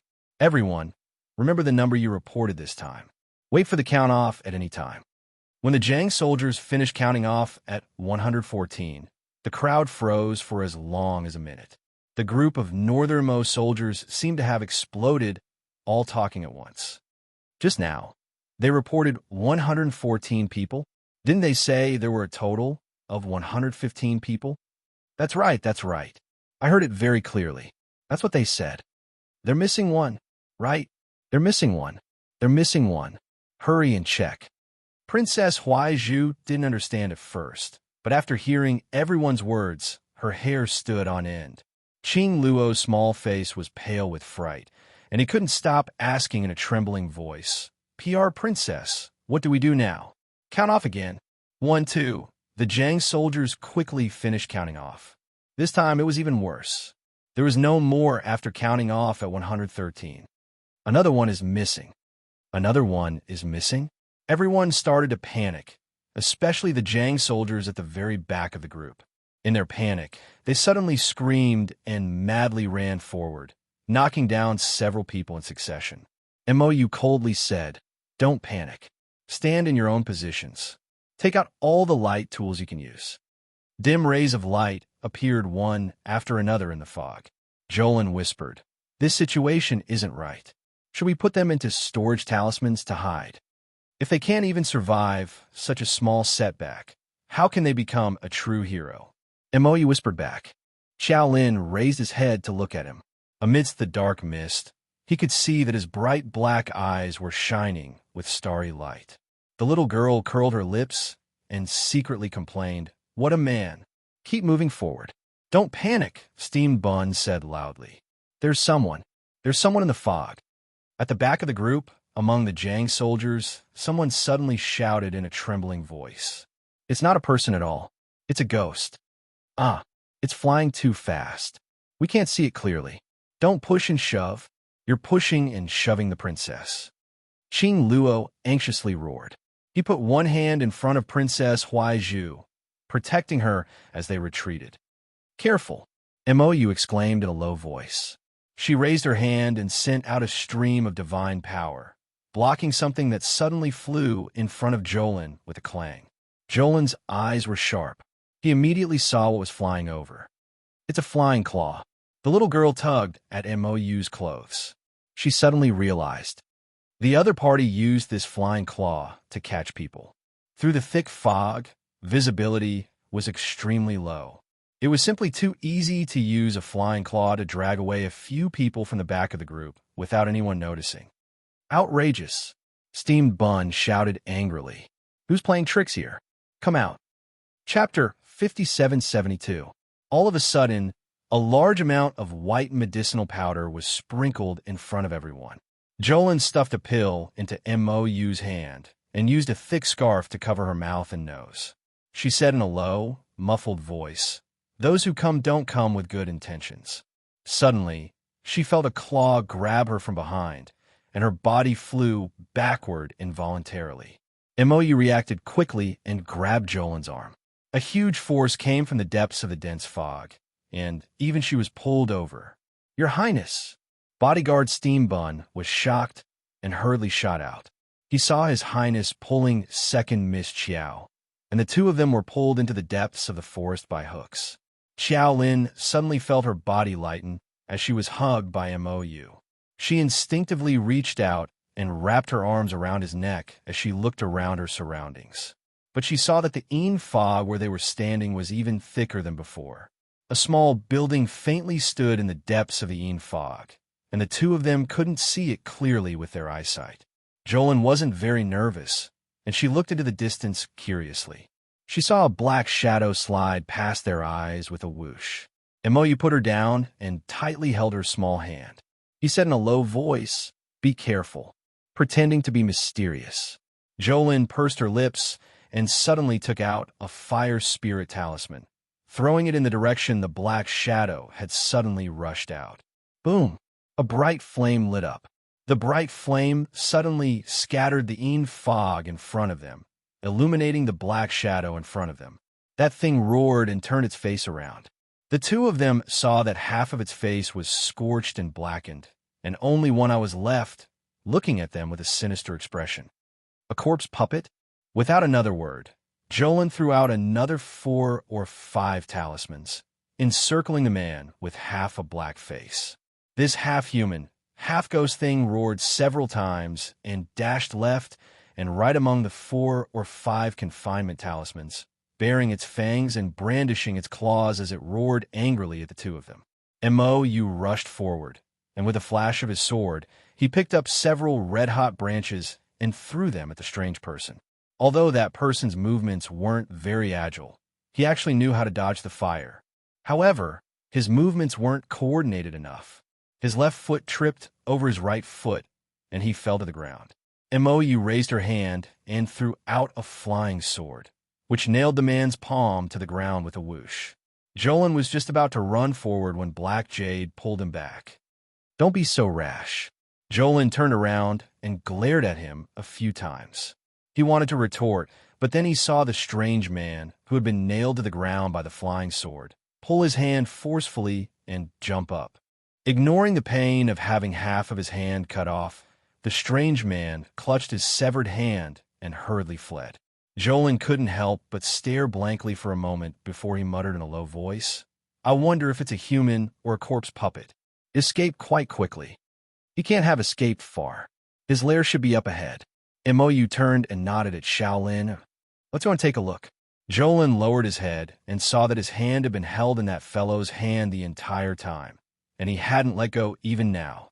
The little girl was a little embarrassed, and a strange feeling arose in her heart. She swung her hand a few times, but couldn't fling the man's hand away. She looked up and saw the latter's calm and solemn expression, as if he hadn't noticed that he was holding another girl's hand and walking forward. Jolin was just about to yell when Mou shushed her and tightened his grip on her hand. He pulled her along and jogged a few steps, squatting behind a bush and motioned for her to look ahead. She saw that the strange man, who had escaped with his injuries earlier, was now in a row of open space in front of them. He turned left 3 times, right 2 times, and hopped up and down a few times before running toward the small house in the middle. Jolin said in a low voice. "I didn't expect that there would be a maze array in this abandoned and run-down little village." Mou raised his brows. Jolin continued, "But this array isn't very complete anymore. It seems that it's not very effective because of its age." Mou nodded and whispered in her ear, "Then let's approach carefully." Jolin only felt waves of heat by her ear, and her little face couldn't help but redden. She turned her head and glared at him in annoyance, wanting to fling her hand away, but he held it tightly in his hand, and she couldn't break free. "Don't be impatient." This guy nodded at her in all seriousness and glanced at her. "When we get to the small house later, remember to follow behind me. Don't act rashly if I haven't convinced you." "Hey!" This guy actually dared to boss her around. The little girl glared at him a few times in annoyance, but Mou pretended not to see. The two of them came out of the bush they were hiding in and quietly approached the broken array. Both of them were smart people, and they had already memorized the strange man's walking pattern by heart. As long as they followed the strange man's walking pattern, turning left 3 times and right 2 times, they naturally wouldn't be able to touch this broken array. After successfully passing through, the small house was in front of them. Right at this moment, the wind rustled the grass, and a rustling sound made second Miss Qiao's hair stand on end. This sound second Miss Qiao's large eyes widened as she turned to look.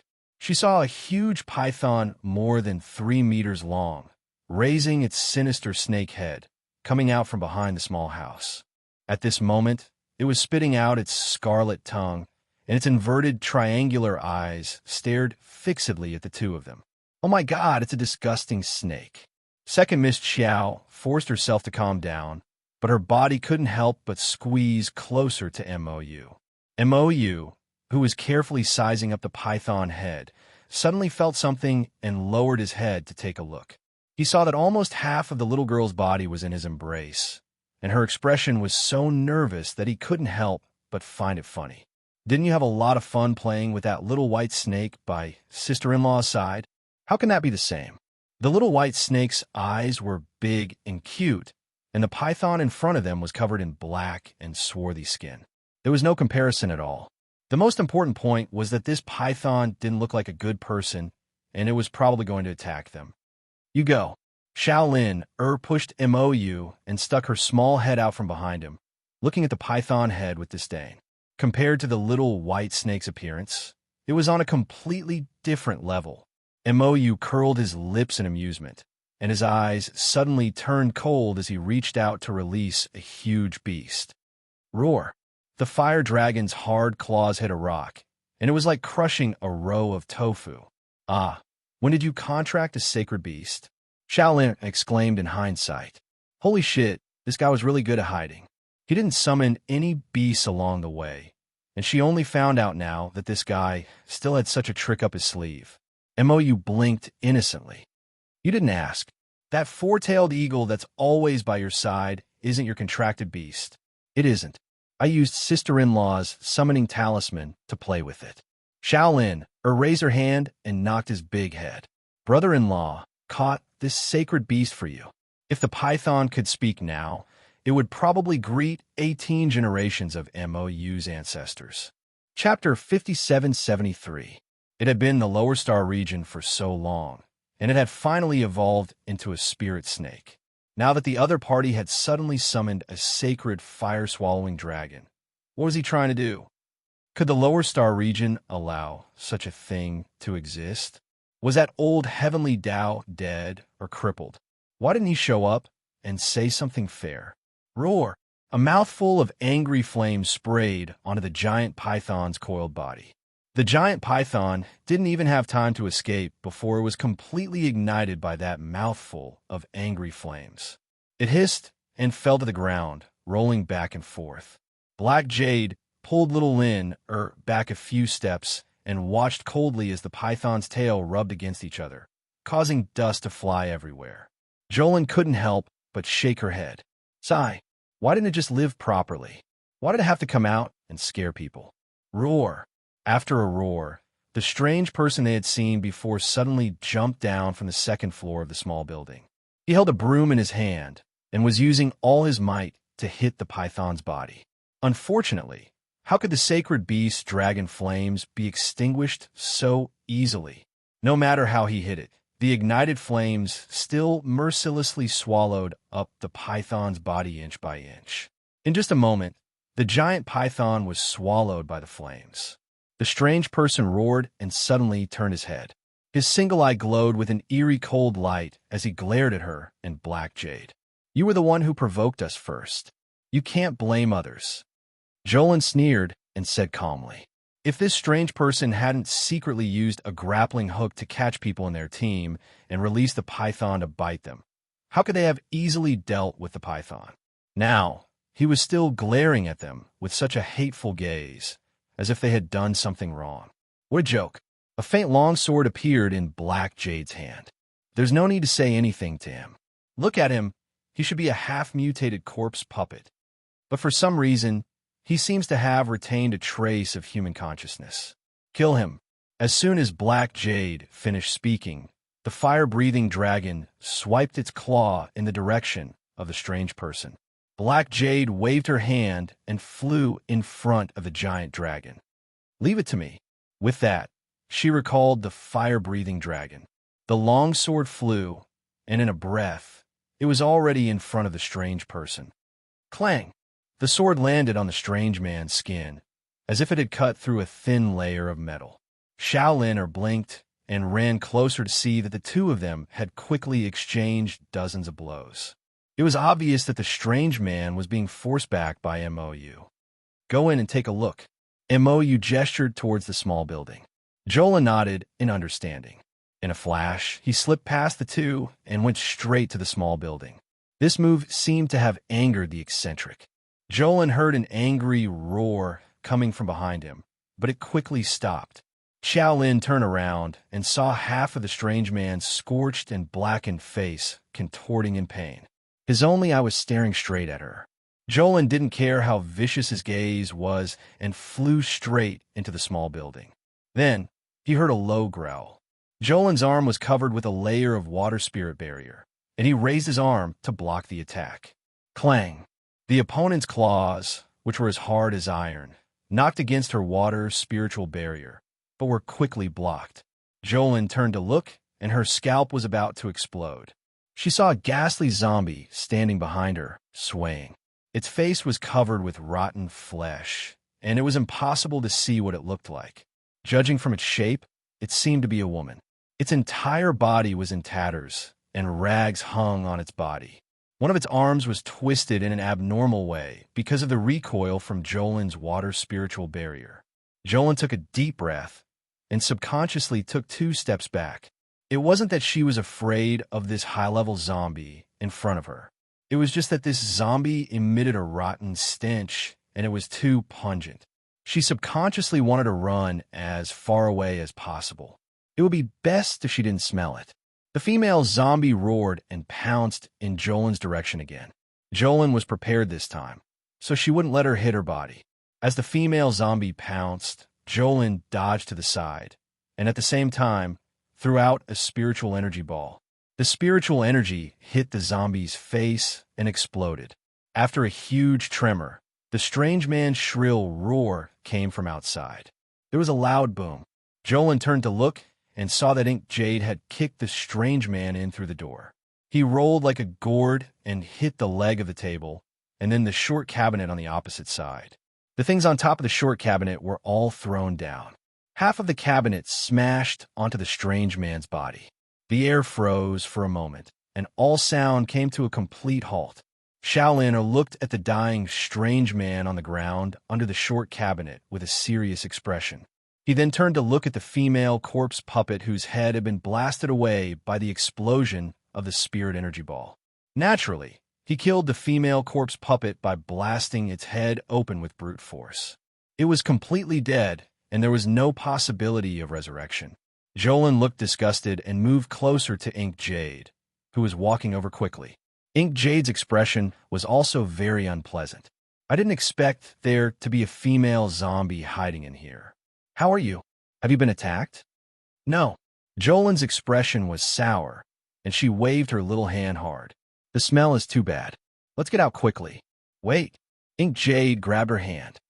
Block your 5 senses first. Let's go upstairs and take a look. When the two reached the second floor of the wooden building, they were both shocked. Jolin hurriedly turned and rushed out of the wooden building. She found a random place and threw up. The second floor was like a large slaughterhouse. Dried meat hung from the beams, and the disgusting smell of blood filled the air. Ink Jade's expression was cold. She dragged the dying strange man out of the wooden building and slammed him to the ground.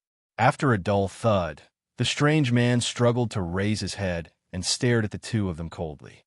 You killed my wife. You deserve to die. You deserve to die. Jolin was furious. She went up and kicked his head hard. Lunatic, a real lunatic. In order to feed his wife, he turned all the people in the village passing by into the female zombie's food and stored them upstairs. What a sick person.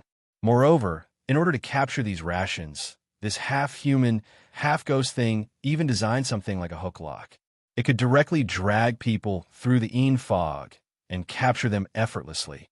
If they encountered experts like mystic cultivators, they would encounter resistance. But with that giant python spirit beast, resistance was mostly useless. If they encountered ordinary villagers passing by, capturing these rations would be as easy as taking something out of a bag. What do you know? What do you know? My wife is the best woman in the world. The strange man lay on the ground and roared angrily, but he was like an arrow at the end of its flight. He spat out mouthfuls of blood when he opened his mouth. Chapter 5774. Jolin looked at him coldly. So this is the best way for you to keep her here. You clearly know that she's already lost consciousness, but you still use the stupidest method to keep her here. Why don't you take her out for treatment? Do you know to what extent the medicinal liquid in our hands has been developed? Our treatment solution can awaken a special grade zombie's consciousness. It can effectively stop the zombie from continuing to mutate. There's medicine that can save her. If you take her to Seekong Planet's zombie rescue station, you can change her fate. But now, he missed the best time for the zombie's treatment. This man was bound to pay the heaviest price for his stupidity. The strange man crouched on the ground as if he heard a fantasy story. He roared with all his might. No, impossible. You're lying to me. Lying to me. Jolin looked at him sympathetically. The outside world has already been turned upside down. Except for some zombies with special circumstances that can't be saved, most of them have been saved. Your wife is a high-level zombie. Logically speaking, she can be saved. Jolin shook his head indifferently. It's just that you've dragged this out for too long. That female zombie's entire body was rotten and ruined, so there was no way to save her. Moreover, she had eaten so many living people here, so there was no way to save her for various reasons.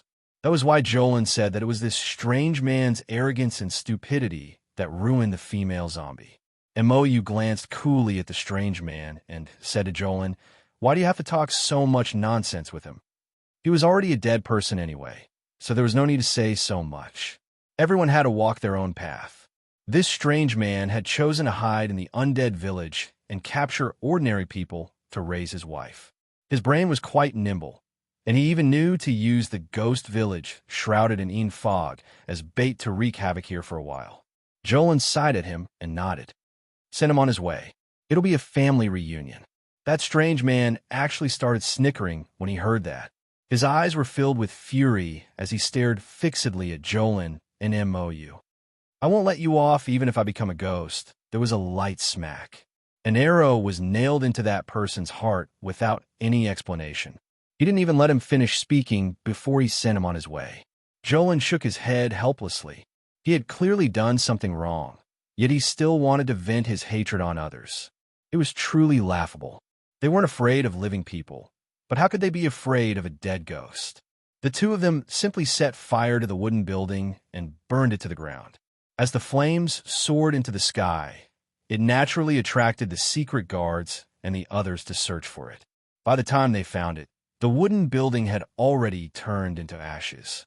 Steam Bun said with lingering fear, I didn't think that there would be such a big spirit python hidden here. Your Highness, second Miss Chiao, are you all right? What could happen to us? The two of them said in unison and looked at each other. Jolin thought to himself, Humph, it's a good thing you didn't come. If you came here and found out that your Highness had summoned a fire-breathing sacred beast, you would be very surprised. Steamed Bun smiled and said, Since there's nothing else, let's hurry on our way. The surrounding environment was dark and damp, making people feel uncomfortable. If they could walk, it was best to leave this place as soon as possible. Black Jade nodded and turned to look at Jolin. Linner, do you have something to dispel the miasma and fog? I do, but it would take at least an hour to get rid of such a large area of dark and gloomy fog. That's fine. We'll just rest here for an hour. It won't be too late to leave after the fog has dissipated. Jolin thought it made sense, so he took out a few pills to dispel the miasma and handed them to Steam Bun. Princess Huaizhu had been standing on the side and hadn't said anything. When she heard Black Jade's words, she couldn't help but interrupt. Since you can dispel the fog, why didn't you take it out when we entered the village? Her words carried a hint of mockery. Jolin glanced at her, but before he could speak, Black Jade said indifferently, You didn't think about it earlier? He only remembered when he saw Shaolin, that he had only asked to test the waters. It would be best if she did, but if she didn't, he would act as usual. Princess Huaizhu was furious. She thought to herself, You're really diligent in protecting this little demon. I only said something, and you immediately rebuked me. Jolin ignored her and sat to the side to rest. What happened to Sure Hao and his wife made her feel very uncomfortable. She felt that such a tragedy shouldn't have happened. Qing Luo walked to Huaizhu's side and tugged at her sleeve, persuading her in a low voice, Princess, it's best not to get into a conflict with this second Miss Chiao for now. Everything could wait until they returned to the capital. Qing Luo gave Princess Huaizhu a look to restrain herself. Huaizhu thought, That's right. Once we return to the capital, I'll have my concubine mother to back me up. I'll be able to hold my head high then. Princess Huaizhu swung her sleeves and returned to the side of the tree. She sat down on a rock with Qing Luo's help. After sitting for a while, Huaizhu felt something tug at her skirt. Thinking that Qing Luo was tugging at her again, Huaizhu impatiently brushed it away. What are you doing? Not long after, something tugged at him again. If you have something to say, then say it. Princess Huaizhu's expression grew increasingly impatient. Qing Luo turned her head in confusion when she heard her suddenly speak. Then, her eyes widened and she screamed in fright, Princess, what are you shouting about? Princess Huaizhu's eardrums hurt from her sudden shout. Qing Luo swallowed her saliva, her entire face filled with fear. Princess. Qing Luo and the maids beside her all retreated a few steps in unison, staring in the direction of Princess Huaizhu's back in fright. What are you doing? Huaizhu turned her head in irritation and suddenly saw a skeletal face behind her. Ah! She cried out in alarm and jumped up. Goosebumps rose all over her body. Only then did she see clearly that there were skeletal monkeys of all sizes standing behind her. Princess Huaizhu almost fainted at the thought of how those damn things had been so noiselessly leaning against her back. She forced herself to calmly take a few steps back and called out in a trembling voice, Qing Luo, Whoosh! A pillar of water suddenly fell on a few of the monkeys, sending them flying. Jolin coldly said, "What are you all standing there for? Attack!"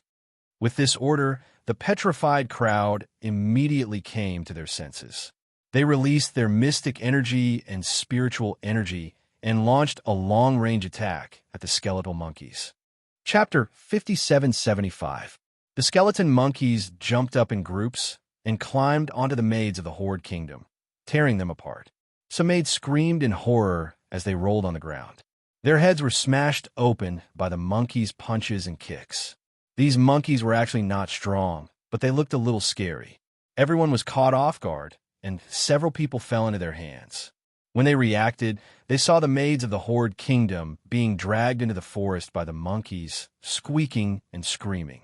Jolin shouted, "Save them!" Everyone sent out waves of spiritual energy at the monkeys.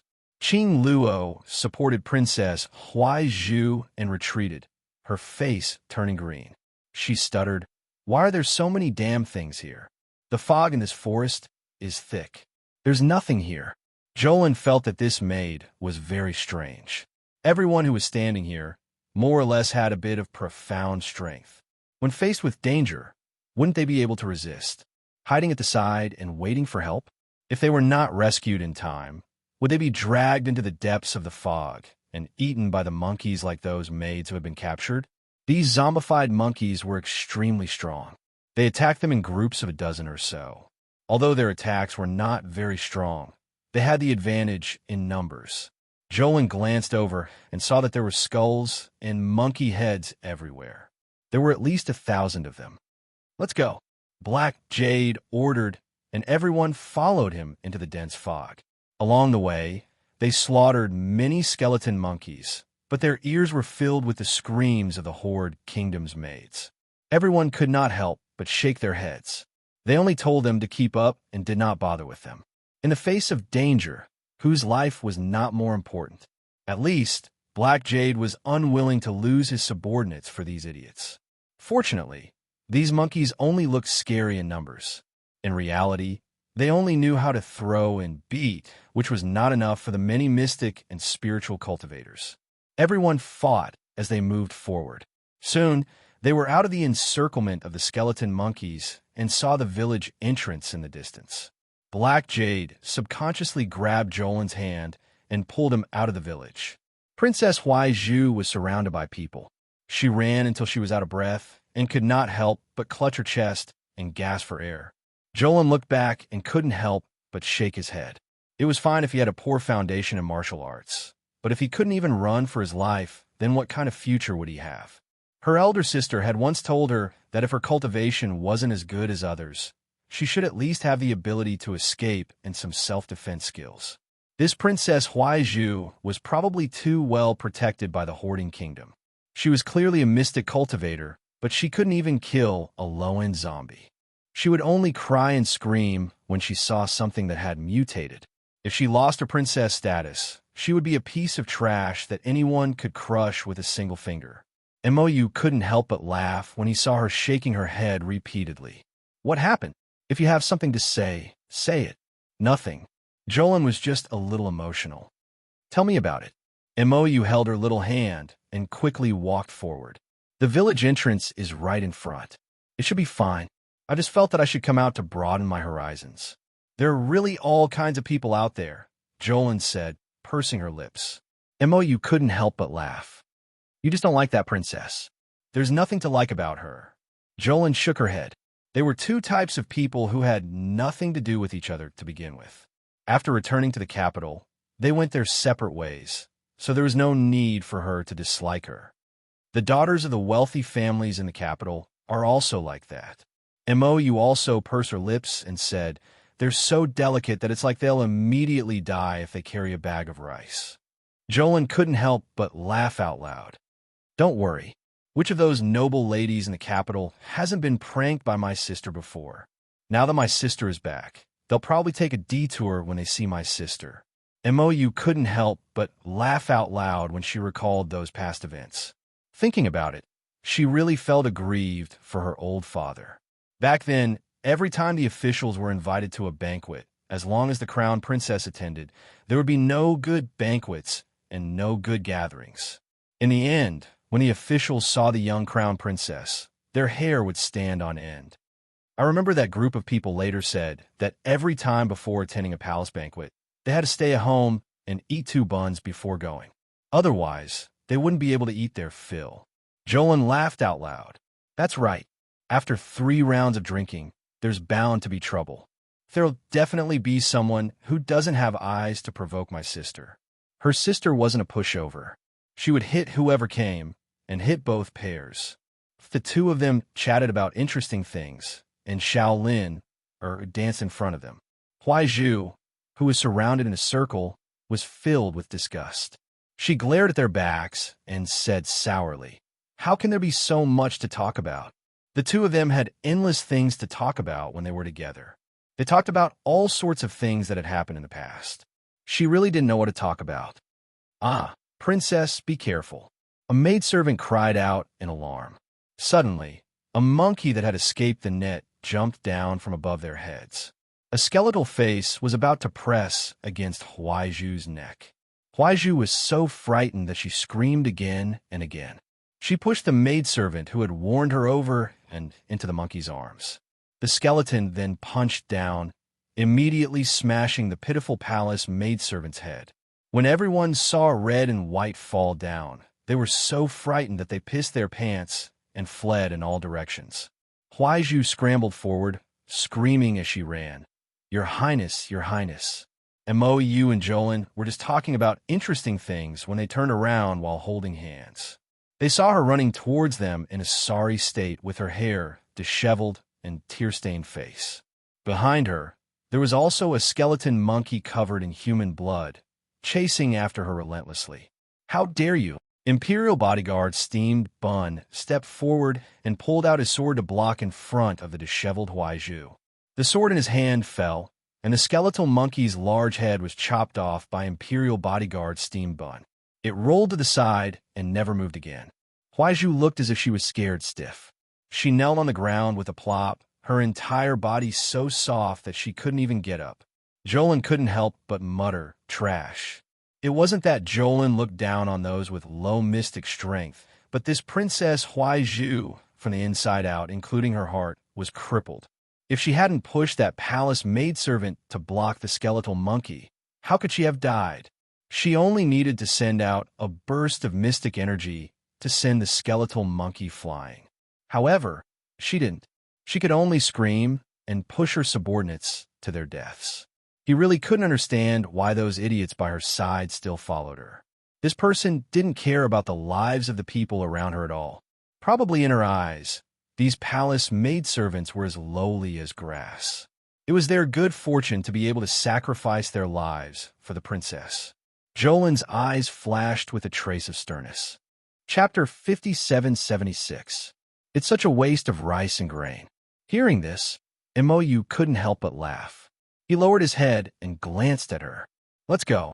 With that, he held her little hand and walked forward, not even sparing Princess Huaizhu a glance. Seeing this, Huaizhu couldn't help but be enraged. Grief and indignation rose in her heart. She was the princess of the Hoarding Kingdom, all right? She was a noble princess, but His Highness the Crown Prince didn't care about her at all. With such an attitude, Huaizhu couldn't help but wonder if His Highness the Crown Prince would treat her differently even after they entered the capital. Would Imperial concubine Li's pressure have any effect on the Crown Prince? Thinking of this, Huaizhu couldn't help but feel resentful. She wanted nothing more than for this group of skeleton monkeys to tear Jolin to shreds. However, even as she thought this, she knew very well that with Jolin's skills and abilities, this group of skeleton monkeys was no match for her. The skeleton monkeys also had some understanding of human nature and knew to avoid those powerful people. For example, Jolin's group of detestable monkeys didn't even look at her, nor did they provoke her. They even took a detour when they saw her. They surrounded the Hoarding Kingdom people with low cultivation and attacked them from all sides. It was simply infuriating. Princess Huaizhu's anger rushed to her chest. She turned and shouted at the servant girl beside her. "Are you all dead?" Can't you see that this princess is in danger? Hurry up and chase these filthy things away for this princess.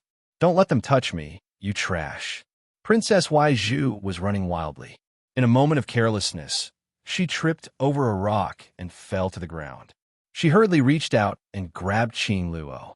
Qing Luo was tripped by her. Seeing this, he hurriedly helped her up. Princess, are you all right? Princess? Qing Luo cried out in alarm. Let's go. Seeing the skeleton monkeys surrounding the two of them, Huaiju's face was filled with shock as she hurriedly shouted. She let Qing Luo support her. Master and servant, one leg higher than the other, chased after the group in front of them. They were already at the very end of the line. The soldiers of the northern Mo kingdom had long since run away. Even the guards and palace maids by the princess side had fled when they saw that something was wrong. The two of them had no one to turn to for help. The remaining few soft and delicate palace maids were even more useless to them. Seeing that no one was coming to save him, he had no choice but to think of a way to save himself. There were a few servant girls who had the guts to control the profound energy that they hadn't used for a long time and began to fight with the skeletons that were pouncing on them. One of the palace maids had just killed 2 skeleton monkeys when she was disgusted by their appearance and vomited. Some of the weaker palace maids even rolled their eyes and fainted on the ground. Then, they were beaten unconscious by a small group of skeleton monkeys that surged forward with a few punches. Jolin looked back at the messy scene and couldn't help but mutter, "Are these people all useless?" Among them, there were clearly some who were already level 7 and level 8 mystic cultivators, but each and every one of them seemed like weak women who lacked the strength to truss a chicken. Following that good-for-nothing princess, they were used to living like princes and completely forgot their identities as mystic cultivators. Mou pursed his lips. Ever since the zombie crisis was resolved, most people in the capital have resumed their original lifestyle, especially those noble ladies who were raised in their boudoirs. None of them could carry a burden. Their cultivation clearly wasn't weak, but they all seemed so weak that they would die of exhaustion after taking 2 steps. Especially when they were in front of him, they would faint at the slightest thing and look like they were terminally ill. Mou felt that he had truly seen enough of these women. In comparison, Shaoliner was simply a one-of-a-kind little fairy in the world. Those delicate and pretentious women couldn't be mentioned in the same breath as her at all. They couldn't even compare to a single strand of her hair. Nowadays, the world was slowly improving. Song and dance were flourishing, and the country was prosperous, and the people were at peace. The great king was still like a dog, shaking off his hands whenever he could. Every now and then, he would want to take his noble consorts out for sightseeing. The crown prince was fully in charge of court affairs, so he was happy to be idle. As for whether the crown prince would occasionally make things difficult for him, that wasn't a problem for the old great king. Everyone swiftly exited Spectre Village. Mo, you had bodyguard Steam Bun gather everyone at the village entrance to do a head count. Only a few of the northern Mo soldiers were slightly bruised, and no one was seriously injured. Shaolin casually tossed them immediate healing pills, which would allow them to quickly recover. Everyone waited for a short while at the entrance of Spectre Village. Then, they saw the attendants, servant girls, and nannies of the Lang kingdom running out one after another in a fluster. This group of people looked like they had been ravaged by something and were completely routed. They ran crookedly. Some people didn't even notice and ran into the same tree one after another. They hugged the tree and wailed in a disgraceful manner. Shaolin simply gasped in amazement as she gazed at them speechlessly. She seemed to have seen a group of rural villagers without any combat ability being forced to retreat repeatedly in defeat by a group of wild monkeys in the mountain forest, fleeing for their lives in panic. Mou stood at the side and asked coolly, "Have they all come out yet?" He stretched out a finger and took out a few mystic energy beads and shook them, planning to explode this group of skeleton monkeys in one fell swoop. Princess is still inside. Princess hasn't come out yet," the maidservants called out anxiously. Earlier, they had been preoccupied with fleeing for their lives and had long thrown the matter of Princess and Prince to the back of their minds. Now that they regained their wits, their complexions were deathly pale and terrified. If something really happened to the princess and she died in this specter village, then they wouldn't be able to live alone and wouldn't need to return. All of them would definitely be buried with the princess. What an idiot. She still hasn't come out yet. She's dragging us down. On the other side, Mou cursed incessantly in her heart. She raised her eyes and looked forward, only to see Qing Luo running out with Huaizhu, half supporting and half dragging her in the dark mist. A large group of monkeys chased after them. Mou flicked her finger, and 5 or 6 mystic energy beads whizzed over, exploding at the entrance of Spectre Village with a rumble. The blast of air threw Huaizhu and her maidservant several meters forward, heavily tumbling onto the ground. Huaizhu's mind went blank for a moment. She only felt that the moment she was thrown out, her cheek seemed to have heavily knocked into the muddy ground, rubbing against something hard like a rock.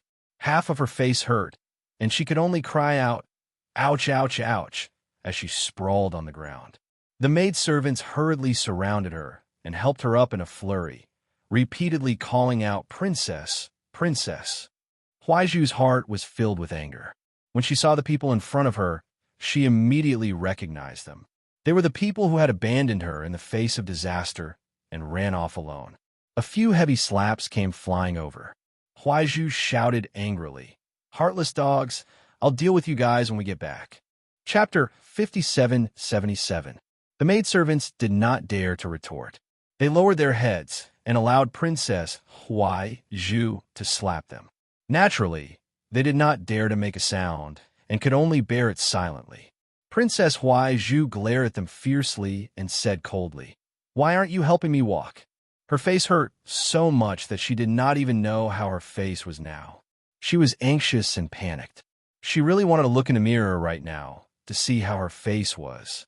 Her face was the most precious thing to her. If it was damaged or disfigured, how was she going to live in the future?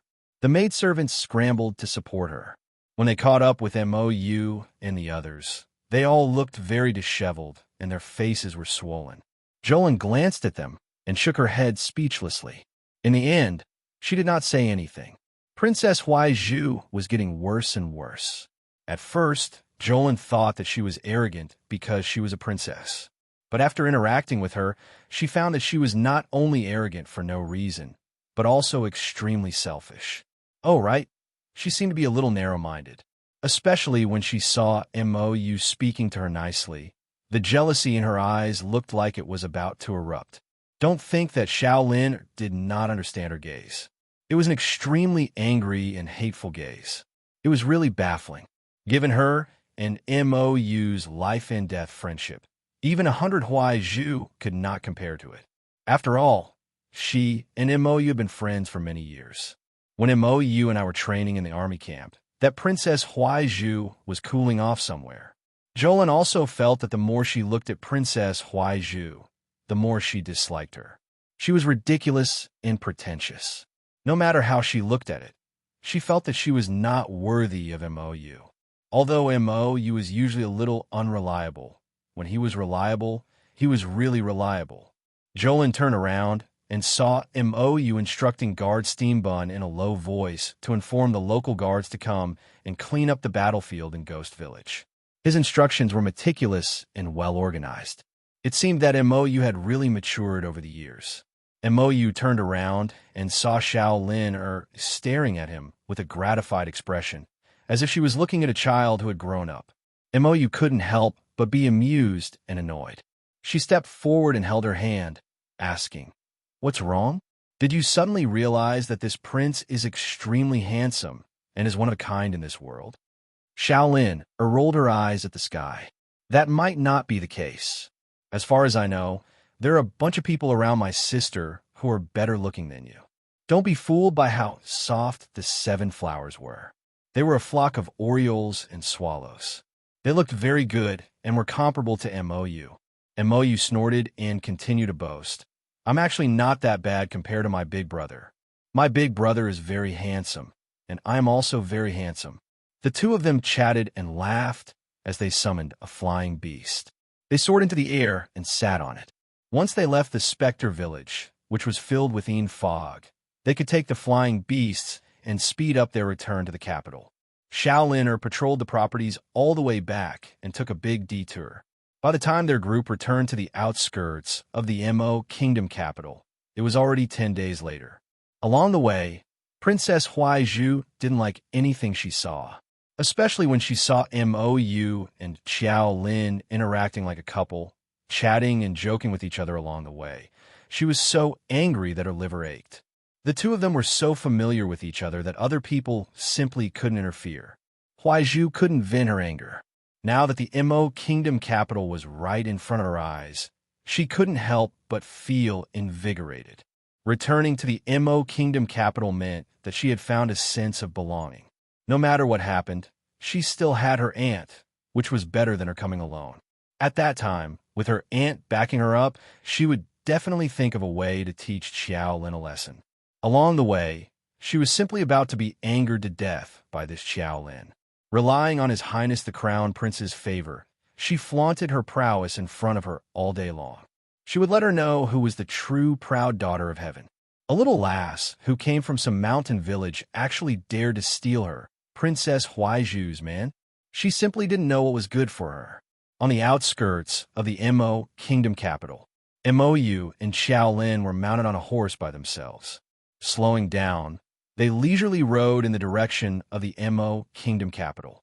Xiao Lin swept a glance at Princess Huaizhu, who wasn't far behind her, and asked curiously, "Why haven't I seen anyone from the Li Kingdom recently? Weren't the Li Kingdom's people still jumping up and down, wanting to snatch the princess? Why haven't they seen their shadows recently?" Mou smiled faintly. "The closer we get to the capital, the more they don't dare to come over. After all, the Mo Kingdom capital's strength was there for all to see. If the Li Kingdom's people wanted to cause trouble, they had to check their own strength first. Otherwise, they would be coming to throw away their lives." Xiao Lin nodded and turned to glance at Princess Huaizhu again. "Don't you feel that this woman is becoming more and more strange recently? Ever since they had a falling out at the king's undead village, Princess Huaizhu had been holding her head high every time she saw her, her expression full of disdain. She seemed to have restrained herself a little these past few days. Moreover, she frequently ran to Mou to curry favor and completely ignored her. It was as if she, Xiao Lin, was just an invisible person, not worth a second glance at all. Mou couldn't be bothered to pay attention to that Princess Huaizhu. She turned to Xiao Lin and said, "Ignore her. She just feels that since we're about to return to the capital, noble Consort will support her, so she can straighten her back a little." Xiao Lin shook her head. She was somewhat speechless, but she didn't say anything in the end. When the group arrived outside the Mo Kingdom capital, they heard many people talking enthusiastically about the return of His Highness the Crown Prince and the Crown Princess. Only then did they know that their unreliable elder sister and elder brother had already returned to the capital. They were actually one step ahead of their group. The two exchanged glances, receiving a hint of helplessness from each other's eyes. With Mou around, the group naturally galloped into the capital without any obstruction. After entering the capital, Xiao Lin didn't plan on entering the palace with Mou. Instead, she first returned to her own residence to take a look. Changle Avenue had already recovered its bustling appearance. Along the way, they saw a bustling crowd with people coming and going. At this time, the crisis of the zombie scourge had already been resolved, and the people of the Mo Kingdom capital had already resumed their previous lives. There was also no trace of panic or anxiety on their faces. It was as if the zombie scourge from a few years ago was only a big dream. When Xiao Lin returned home, she saw that the old residence's servants were already waiting there. Seeing her return, they hurriedly went up to greet her with a smile, saying, "Eldest Miss said early in the morning that Second Miss would definitely return in the next 2 days and had us prepare to welcome you. Second Miss has worked hard on the journey. Hot meals and hot water have all been prepared. Miss, do you want to eat and rest for a while first, or immediately enter the palace after bathing?" Chapter 5778. Jolin smiled and waved her hand. "There's no need for such trouble. I'll go back to my room to rest. If there's anything else, we can talk about it later." The servants naturally agreed, and politely escorted her over. Jolin wasn't too tired on the way here. After all, they had been walking and stopping, and Moyu had taken her through many twists and turns, so they hadn't been in a hurry. Moreover, with her current physique, she wouldn't be too tired even if they traveled for 3 to 5 days without rest. Jolin didn't mention it again. Moreover, when Xiao Mu and her entourage returned to the palace, they naturally alarmed everyone from top to bottom. The two of them first went to visit Empress Dowager Ming. After chatting for a while, they rushed to visit Empress Xiao. Thus, the old king carried the dignity of a father and waited left and right in his bedchamber. He waited all the way until the evening lanterns were lit, but he still didn't see his son and daughter-in-law bringing his precious grandson over for the old king to take a look. The old great king couldn't hold it in anymore and hurriedly had someone prepare a carriage. He planned to go to Empress Xiao's brilliant sun hall to see what was going on.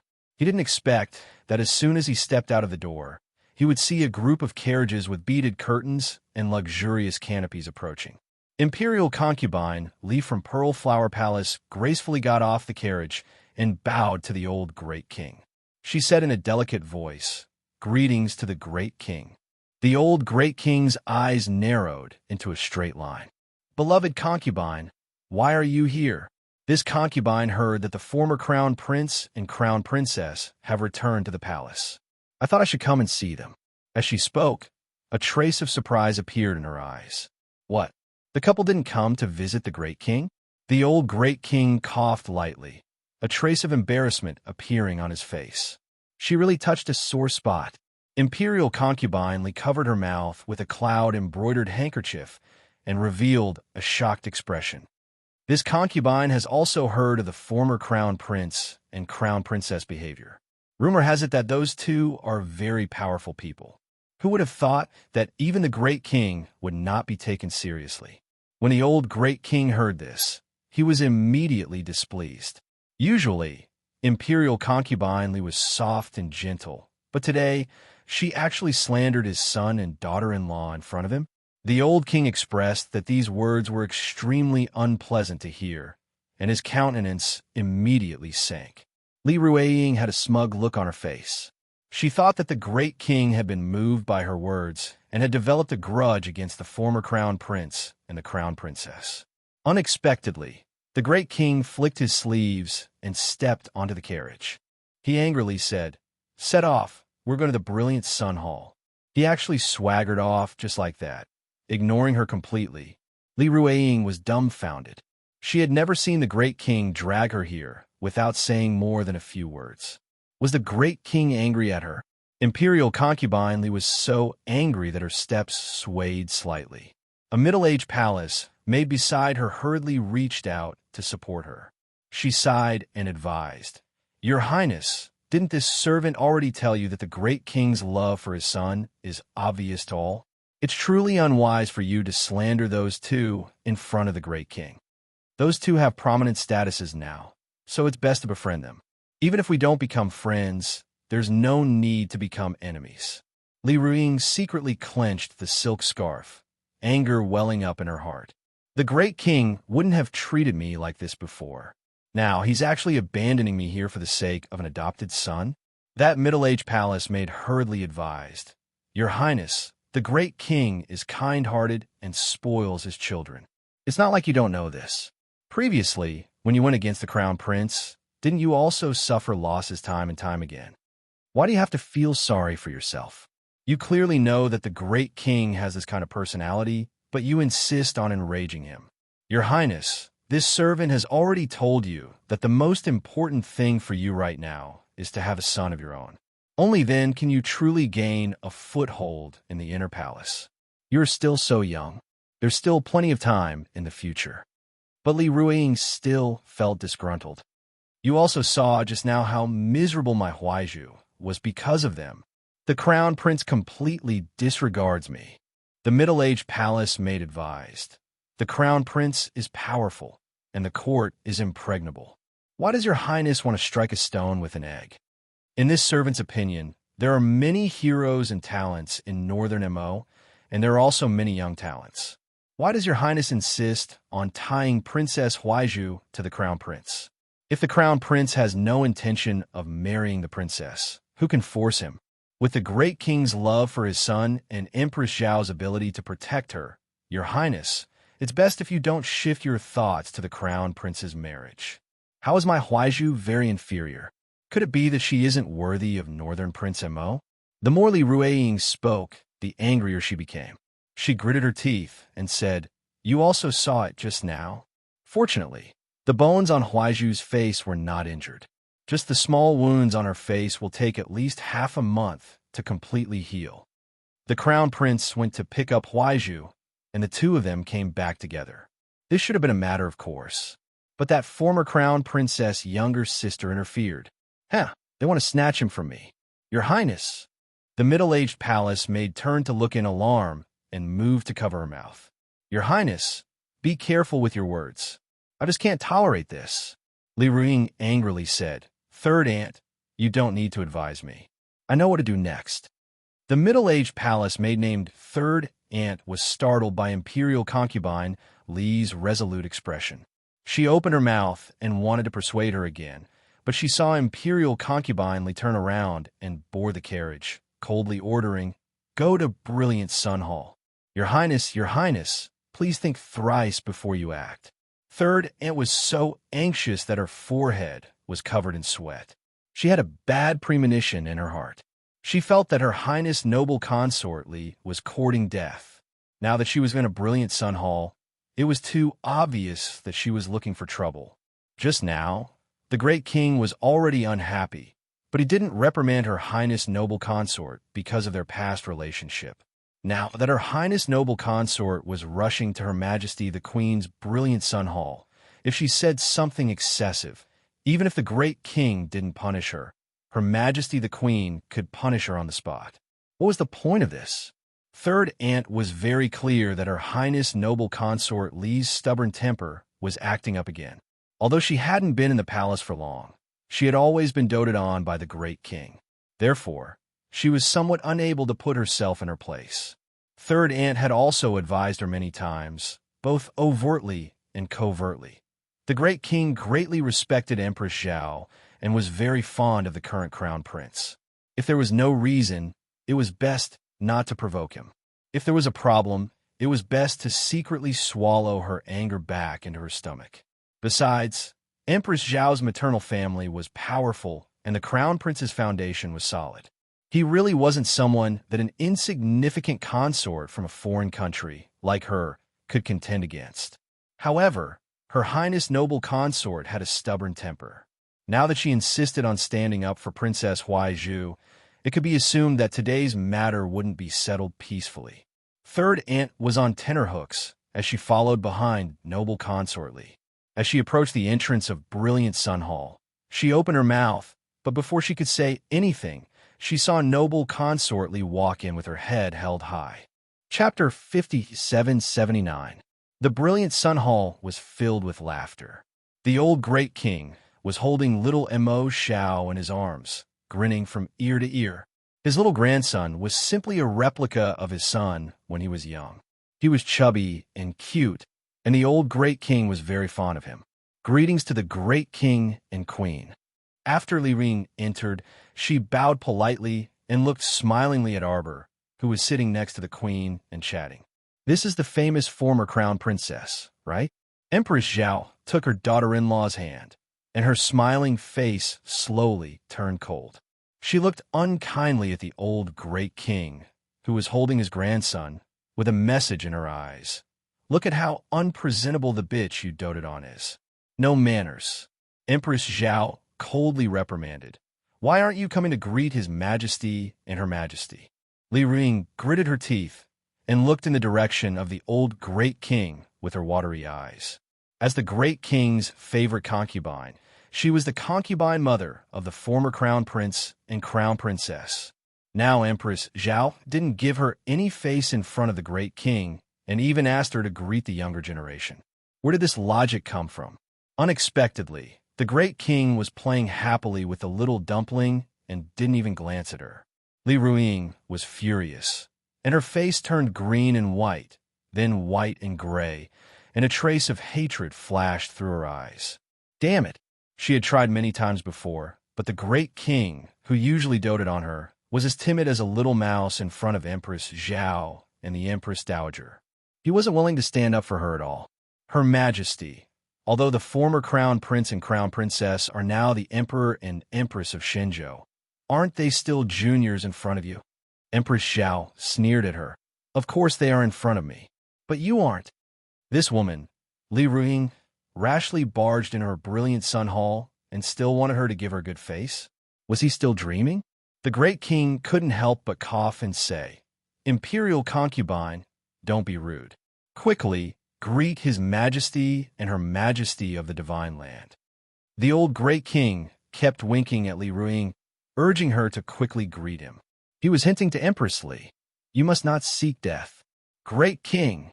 Li Ruiying twisted her body unrelentingly. Just as she was about to act coquettishly and say something, she felt her body fly out inexplicably. Arbor couldn't stand the pretentious look on their faces and directly sent them out of the hall with a vine. Li Ruiying rolled onto the stone floor outside the door. Only then did she realize that someone had actually chased her out of the door. Your Highness. Third Aunt was so frightened that her heart almost jumped out of her chest. His old eyes were about to split open. She quickly ran to Li Ruiying's side and helped her up with trembling hands. Li Ruiying was currently in a daze. She supported her third aunt's hand and supported her delicate body as she stood up unsteadily. Great King! Li Ruiying, who had finally realized that she had been sent flying out of the door, let out a cry of grievance that reached the depths of her bones. She weakly twisted through the door and squeezed out several drops of tears from her bright eyes. Before she could finish saying, Great King, you have to get justice for Qinxia. She was sent flying again, powerless to reverse the situation. The king reached out to touch his forehead. He already told her not to seek death in front of the little crown princess. What was going on? Why couldn't she understand this great king's words? Why couldn't she understand the look that the great king was giving her? Shut up! The great king angrily shouted as he stood up and walked towards the door. I didn't call you over. Who told you to come to the brilliant Sun Hall on your own? The great king's back was facing Mo Lien, Arbor, and the others as he angrily shouted at Imperial Concubine Li. At the same time, he continuously winked at Imperial Concubine Li, meaning for her to hurry up and get out of here before things get out of hand. However, Li Ruiying couldn't understand the great king's meaning at all. Seeing the great king giving her a look, Li Ruiying cried out even more aggrievedly, Great King, the former crown princess was so rude in front of you. Before Li Ruiying could finish her sentence, she found that the great king had actually kicked her. The unprepared imperial concubine, Li fell out of the hall with a stupefied expression. Your Highness! Third Aunt cried out in alarm and rushed forward to help her up. However, the great king angrily shouted at her, You blind thing! Master is fooling around. Don't you know how to persuade her? All of you scram back to Pearl Flower Palace. Without our order, no one is allowed to come out. Li Ruiying was still in a daze when she was kicked out. She hadn't even finished what she wanted to say before the great king personally ordered her to be kicked out. This was something that had never happened before. When had the great king ever spoken to her so harshly? Your Highness, please don't be like this. Third Aunt was so anxious that her white hair was about to pop out. Her Highness couldn't see it clearly, but she could see it clearly. Previously, the great king had been constantly winking at Imperial Concubine Li. His meaning couldn't be more obvious. He was telling Imperial Concubine Li to stop making trouble. If she continued, even the great king wouldn't be able to save her Highness. Unfortunately, Imperial Concubine Li was blind and didn't see the great king's twitching eyes. She just kept crying and making a fuss. The great king had no choice but to personally kick Imperial Concubine Li out. This was to save Imperial Concubine Li's life. Third Aunt opened her mouth to speak, but she heard two intermittent voices coming from outside the corridor. Imperial Concubine Li will be unlucky, right? I just saw her ride straight to the brilliant Sun Hall. The young crown princess definitely won't allow her to be so impudent. Li Ruiying clenched her fists in anger. How could a few palace maids casually criticize her master behind her back? Speaking of which, when Imperial concubine Zheng fought with the young crown princess, she couldn't last more than a few moves. How pitiful. I heard that in the end, not even her bones were left. She even had the infamy of being an evil concubine who brought disaster to the country. Each sentence fell into Li Ruiying's ears, instantly calming down her explosive emotions. Although her fists were still tightly clenched, Li Ruiying suppressed her emotions and calmed herself down. When she returned to her Pearl Flower Palace, she said to Third Aunt, previously, the people in the palace were all tight-lipped about Consort. No one mentioned her. Go find those 2 gossipy palace maids and ask around. Once you're done, punish those 2 for me. Third Aunt's face was full of worry. Imperial concubine, the great king wanted to protect you, so he let you leave quickly. In this old servant's opinion, Imperial concubine shouldn't go against those 2 from the divine prefecture. They've entered the palace? A delicate rebuke came from behind the curtain. Princess Huaizhu lifted the bead curtain and hurried to Li Ruiying. She called out in surprise, "Aunt, what happened to you? Why was her aunt dirty all over and her hair disheveled?" She looked like she had been beaten up. Li Ruiying smiled awkwardly. "Aunt, I'm fine. Why are you here?" Princess Huaizhu took her hand and said, "Just now, I heard from Aunt that the sister of that village woman, Xiao Lin, has entered the palace. Xiao Lin has also entered the palace? Are they here to discuss the marriage with the crown prince?" Chapter 5780. Li Ruiying looked embarrassed. She didn't know how to explain it to her niece. She hadn't even said a few words before she was kicked out. Thinking of this, she was still angry, but she calmed down a lot. Princess Huaizhu tugged at Li Ruiying's sleeve and said coquettishly, "Aunt, I heard that the Empress Dowager is holding a banquet tonight to welcome them." "What do you think?" Li Ruiying's expression changed, and her eyes darkened. Even her niece, who had just entered the palace, knew about the Empress Dowager's banquet, but the news didn't reach her. Obviously, she wasn't invited. The more Li Ruiying thought about it, the angrier she became. She pushed Third Aunt, "Go out and ask around. I want to know the truth." Third Aunt looked at Huaizhu hesitantly. She didn't want to leave Empress Li now. She knew Princess Huaizhu's personality very well. Third Aunt was worried that if she went out, Empress Li would be instigated by Princess Huaizhu with ulterior motives. It wasn't easy for Empress Li to have her current status.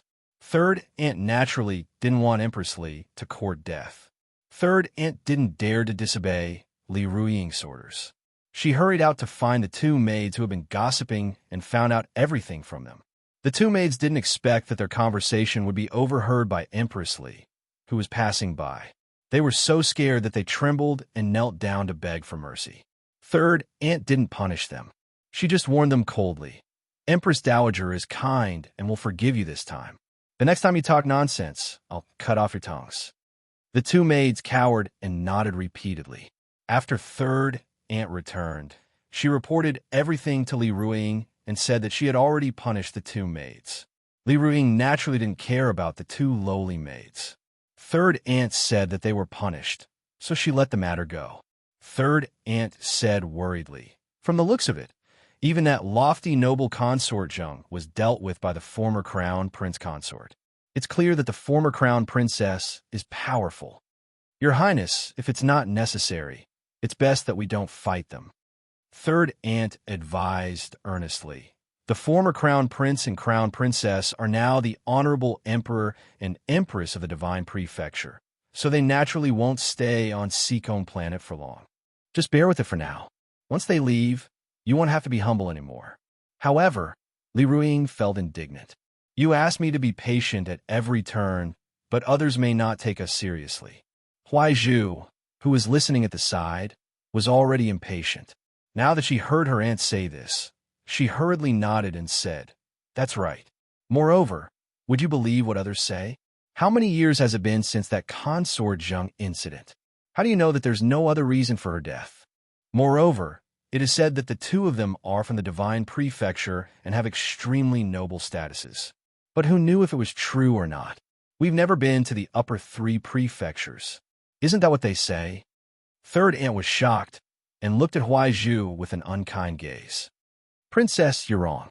Didn't you say before that Miss Jolin's cultivation level is outstanding?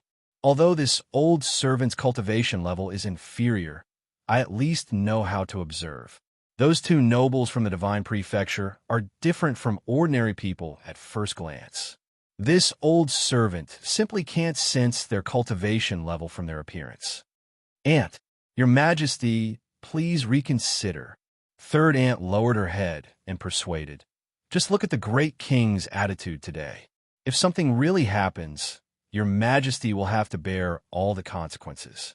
It's impossible for the great king to help you. Li Ruiying, whose head was feverish from being shaken by Huai Zhu, suddenly sobered up and thought that her aunt's words were true. The great king completely ignored her existence today. If she really offended those two from the Divine Prefecture, she reckoned that the great king wouldn't protect her at all. Instead, he'd kick her out and hand her over to someone else to deal with. When she thought of this, Li Ruiying felt unbearably stifled. She reached out her hand to cover her chest, looking flustered and out of breath. Third aunt saw that her mind was finally clear and secretly breathed a sigh of relief. She leaned close to her and whispered, Your Majesty, there's a precedent. We must not follow in Consort Zheng's footsteps. Princess Huai Zhu glared at her and was about to say something to turn the tide when hurried footsteps came from outside. Your Majesty, the great king's edict has come down. He's marrying our princess to the third son of Duke Qing's mansion, Shi Guangjin. Consort Li opened her mouth wide. Before she could react, she heard Princess Huai Zhu scream. She turned around and saw that Princess Huai Zhu had fainted from anger. Shi Guangjin? Arbor glanced at Mo Lien in astonishment. Mo Lien understood that his little wife's confused eyes meant that she didn't remember this person at all. Coughing lightly, Mo Lien grasped her small hand in passing. It's that person who tried to crash into your carriage on the first day of the new year and even taught you a lesson. The little stoic immediately understood after hearing such a vivid description. So it's him. Why would the old great king betroth that princess of a hoarding kingdom to Shi Guangjin? It was a bit baffling. You are personally when to propose it, Mo Lien said expressionlessly. She told royal father that the third young master of the Shi family hasn't married for so many years and has become a sore point for Duke Qing. Oh, the little stoic responded.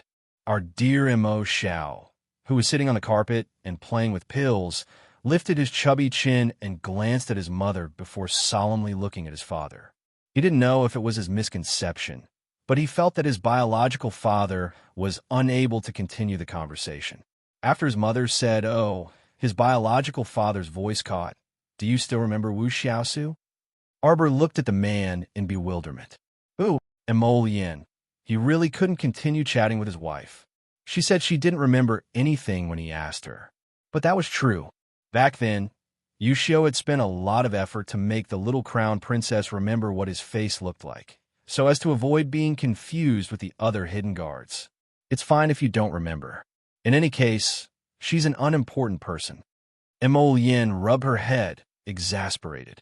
You said that Shi Guangjin has been obsessed with that Wu Xiaosu for so many years, so it's time for him to find someone to spend his days with. Arbor responded with an "oh" again. She didn't feel anything when she heard it. In any case, it was just a matter between a few idle people, so she just listened and let it pass.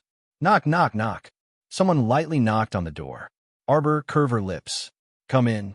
The little monk answered and entered, followed by the little monkey who was looking around. Benefactress. Sister. Mo Lien glanced at the little monk warningly. The little monk was 8 years old this year, and the baby fat on his face had shrunk a lot, revealing some of the Mo family's excellent looks. With the appearance of a mature and prudent little adult, he cupped his hands at Arbor. Mother.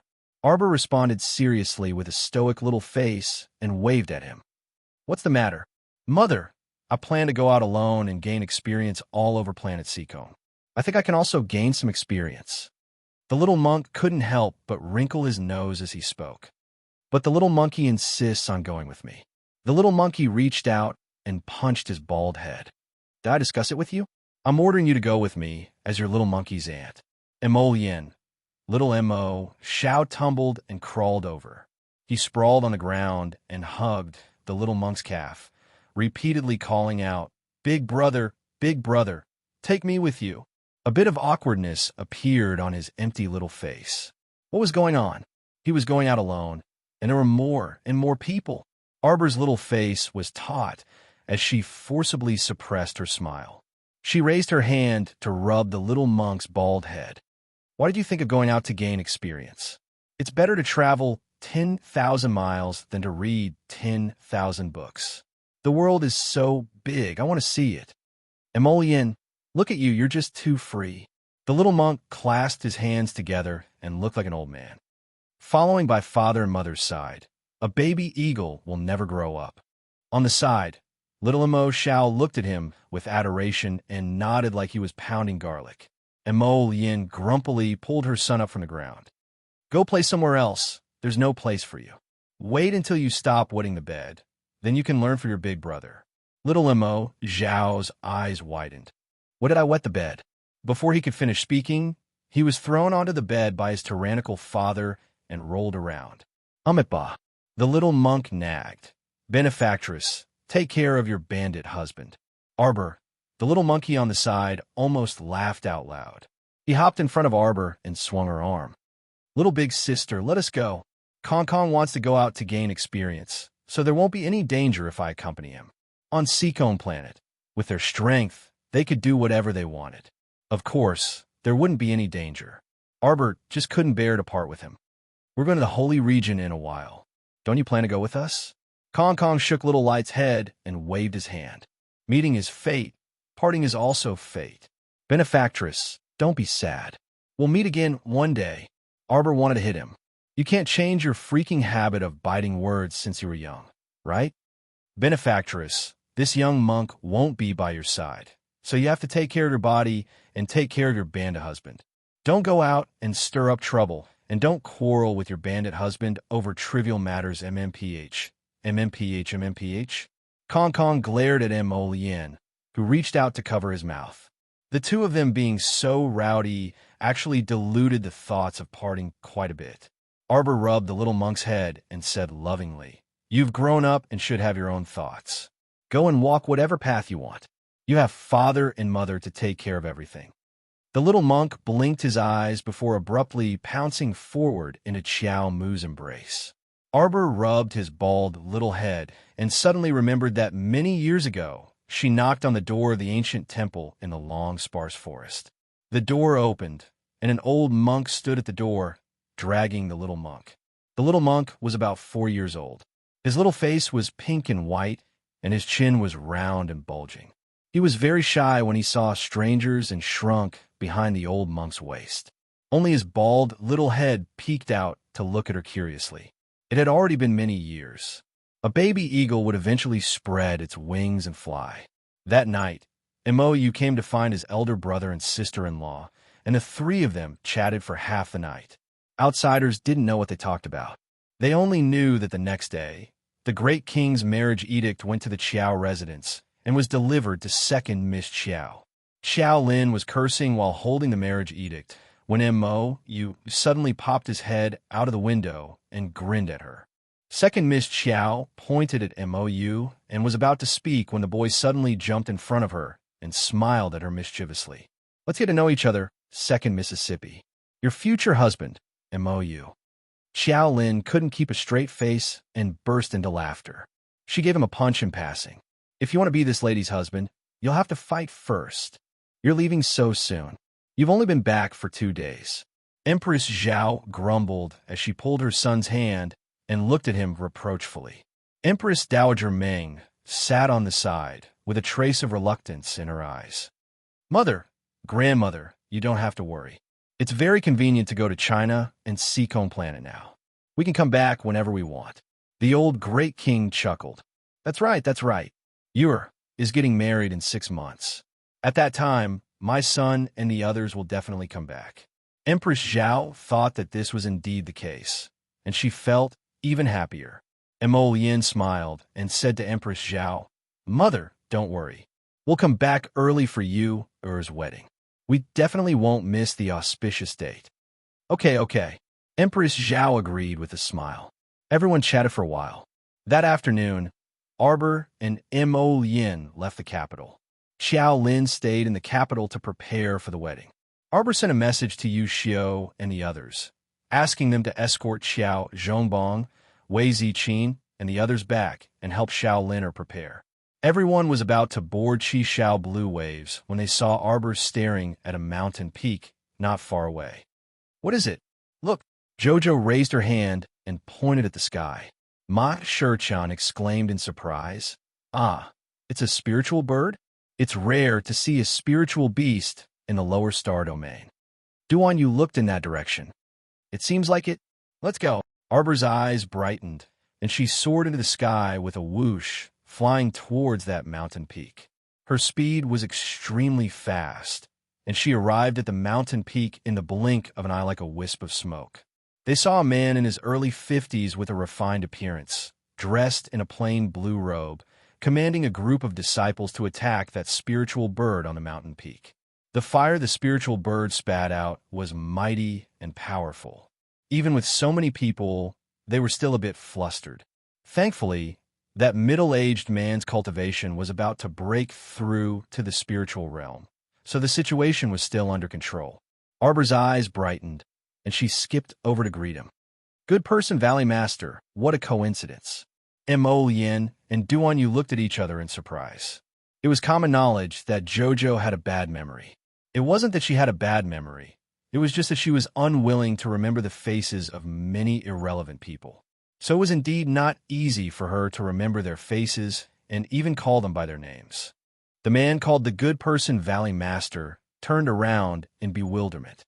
When he saw Arbor and the group of people behind her, his eyes involuntarily widened. You are our little junior sister. A pleasantly surprised voice came from behind the good person Valley Master. When Dan quickly ran to Arbor's side and exclaimed with a laugh, "It really is your little junior sister. You've returned? Senior sister one." Arbor turned and nodded at her. "I've returned. Who is this?" Ma Shichan asked in bewilderment.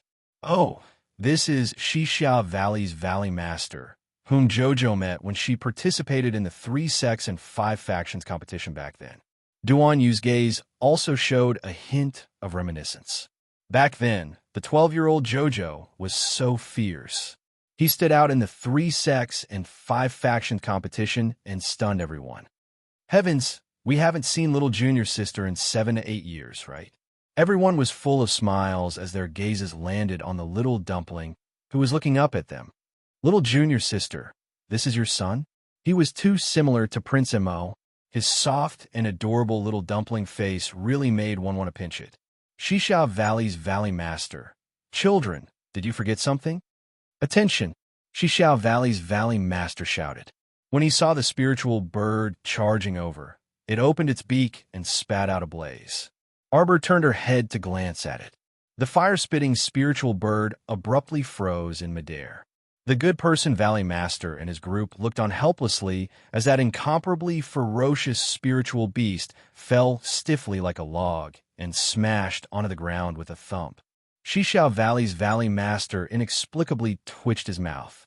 Why did he feel like that spiritual bird was very human-like, and that it had completely been scared out of its wits by the little stoic and fell down? When everyone saw that the spiritual beast had fallen down on its own, they hastily rushed up and tied it up tightly in a flurry of hands and feet. A Xixiao Valley disciple muttered to himself, "How strange! I just fought with it for half a day, and it's very ferocious. Are you out of strength now?" Arbor took out 3 storage talismans filled with items and stuffed them into Xixiao Valley's Valley Master's hands. "Good person Valley Master, for you. You can activate them with a drop of blood. Right now, my holy water sect has reopened in the Divine Province.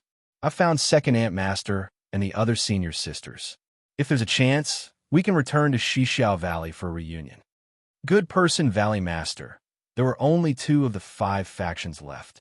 If it was the 3 sects reunite at Xixiao Valley again, could the 3 sects properly make friends?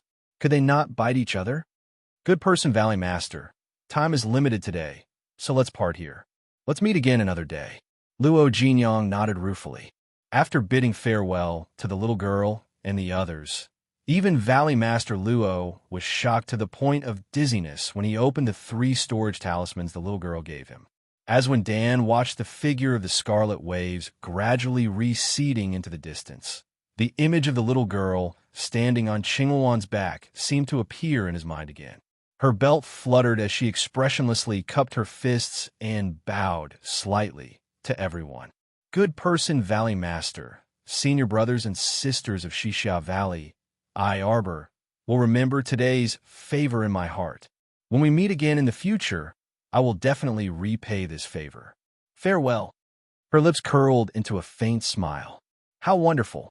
Little junior sister looked very happy right now, so they were very happy in their hearts. Several years later, Ming Yasi stood at the entrance to the heavenly ice and snow region that never melted all year round and looked up at the pure white valleys on both sides. A group of royal guards followed closely behind him, not daring to breathe loudly. As the ice lion galloped, the large group advanced into the heavenly ice and snow region to kill snow beasts. His Majesty has ordered that if we see a ferret, we must capture it alive. Everyone responded, but they couldn't help but mutter in their hearts.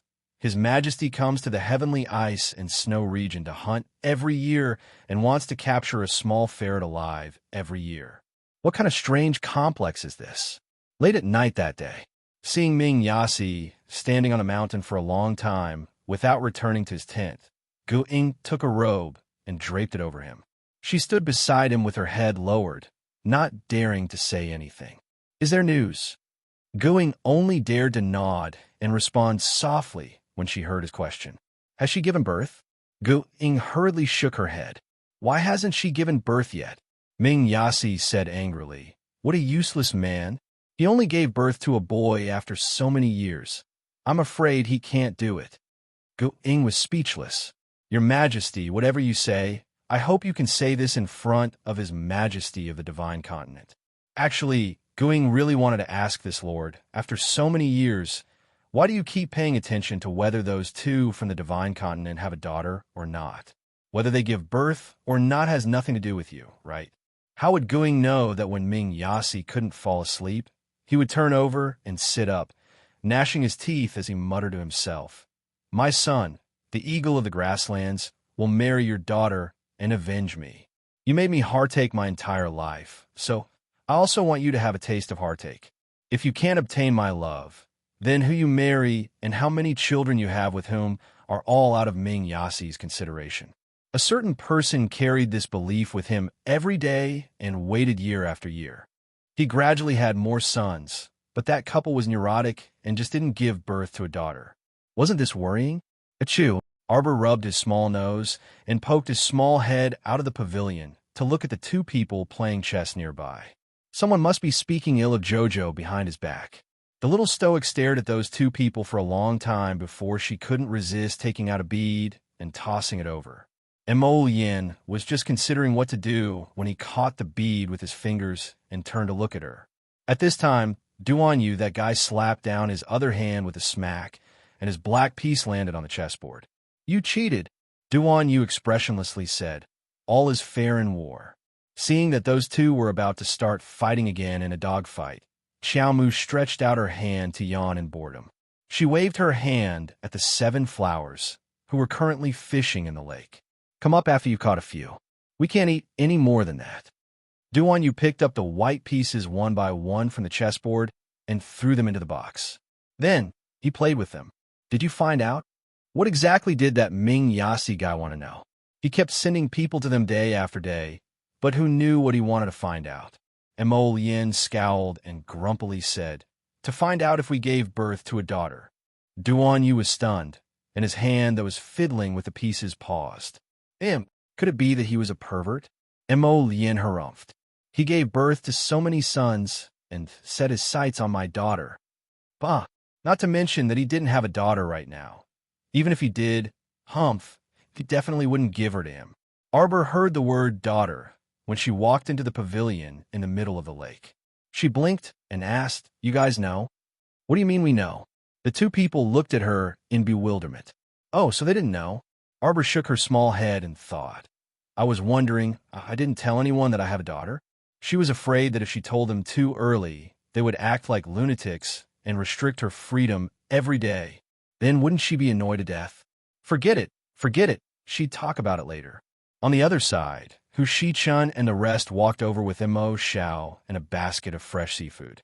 "Let's go. I'll personally cook today and give you guys a sumptuous lake seafood feast."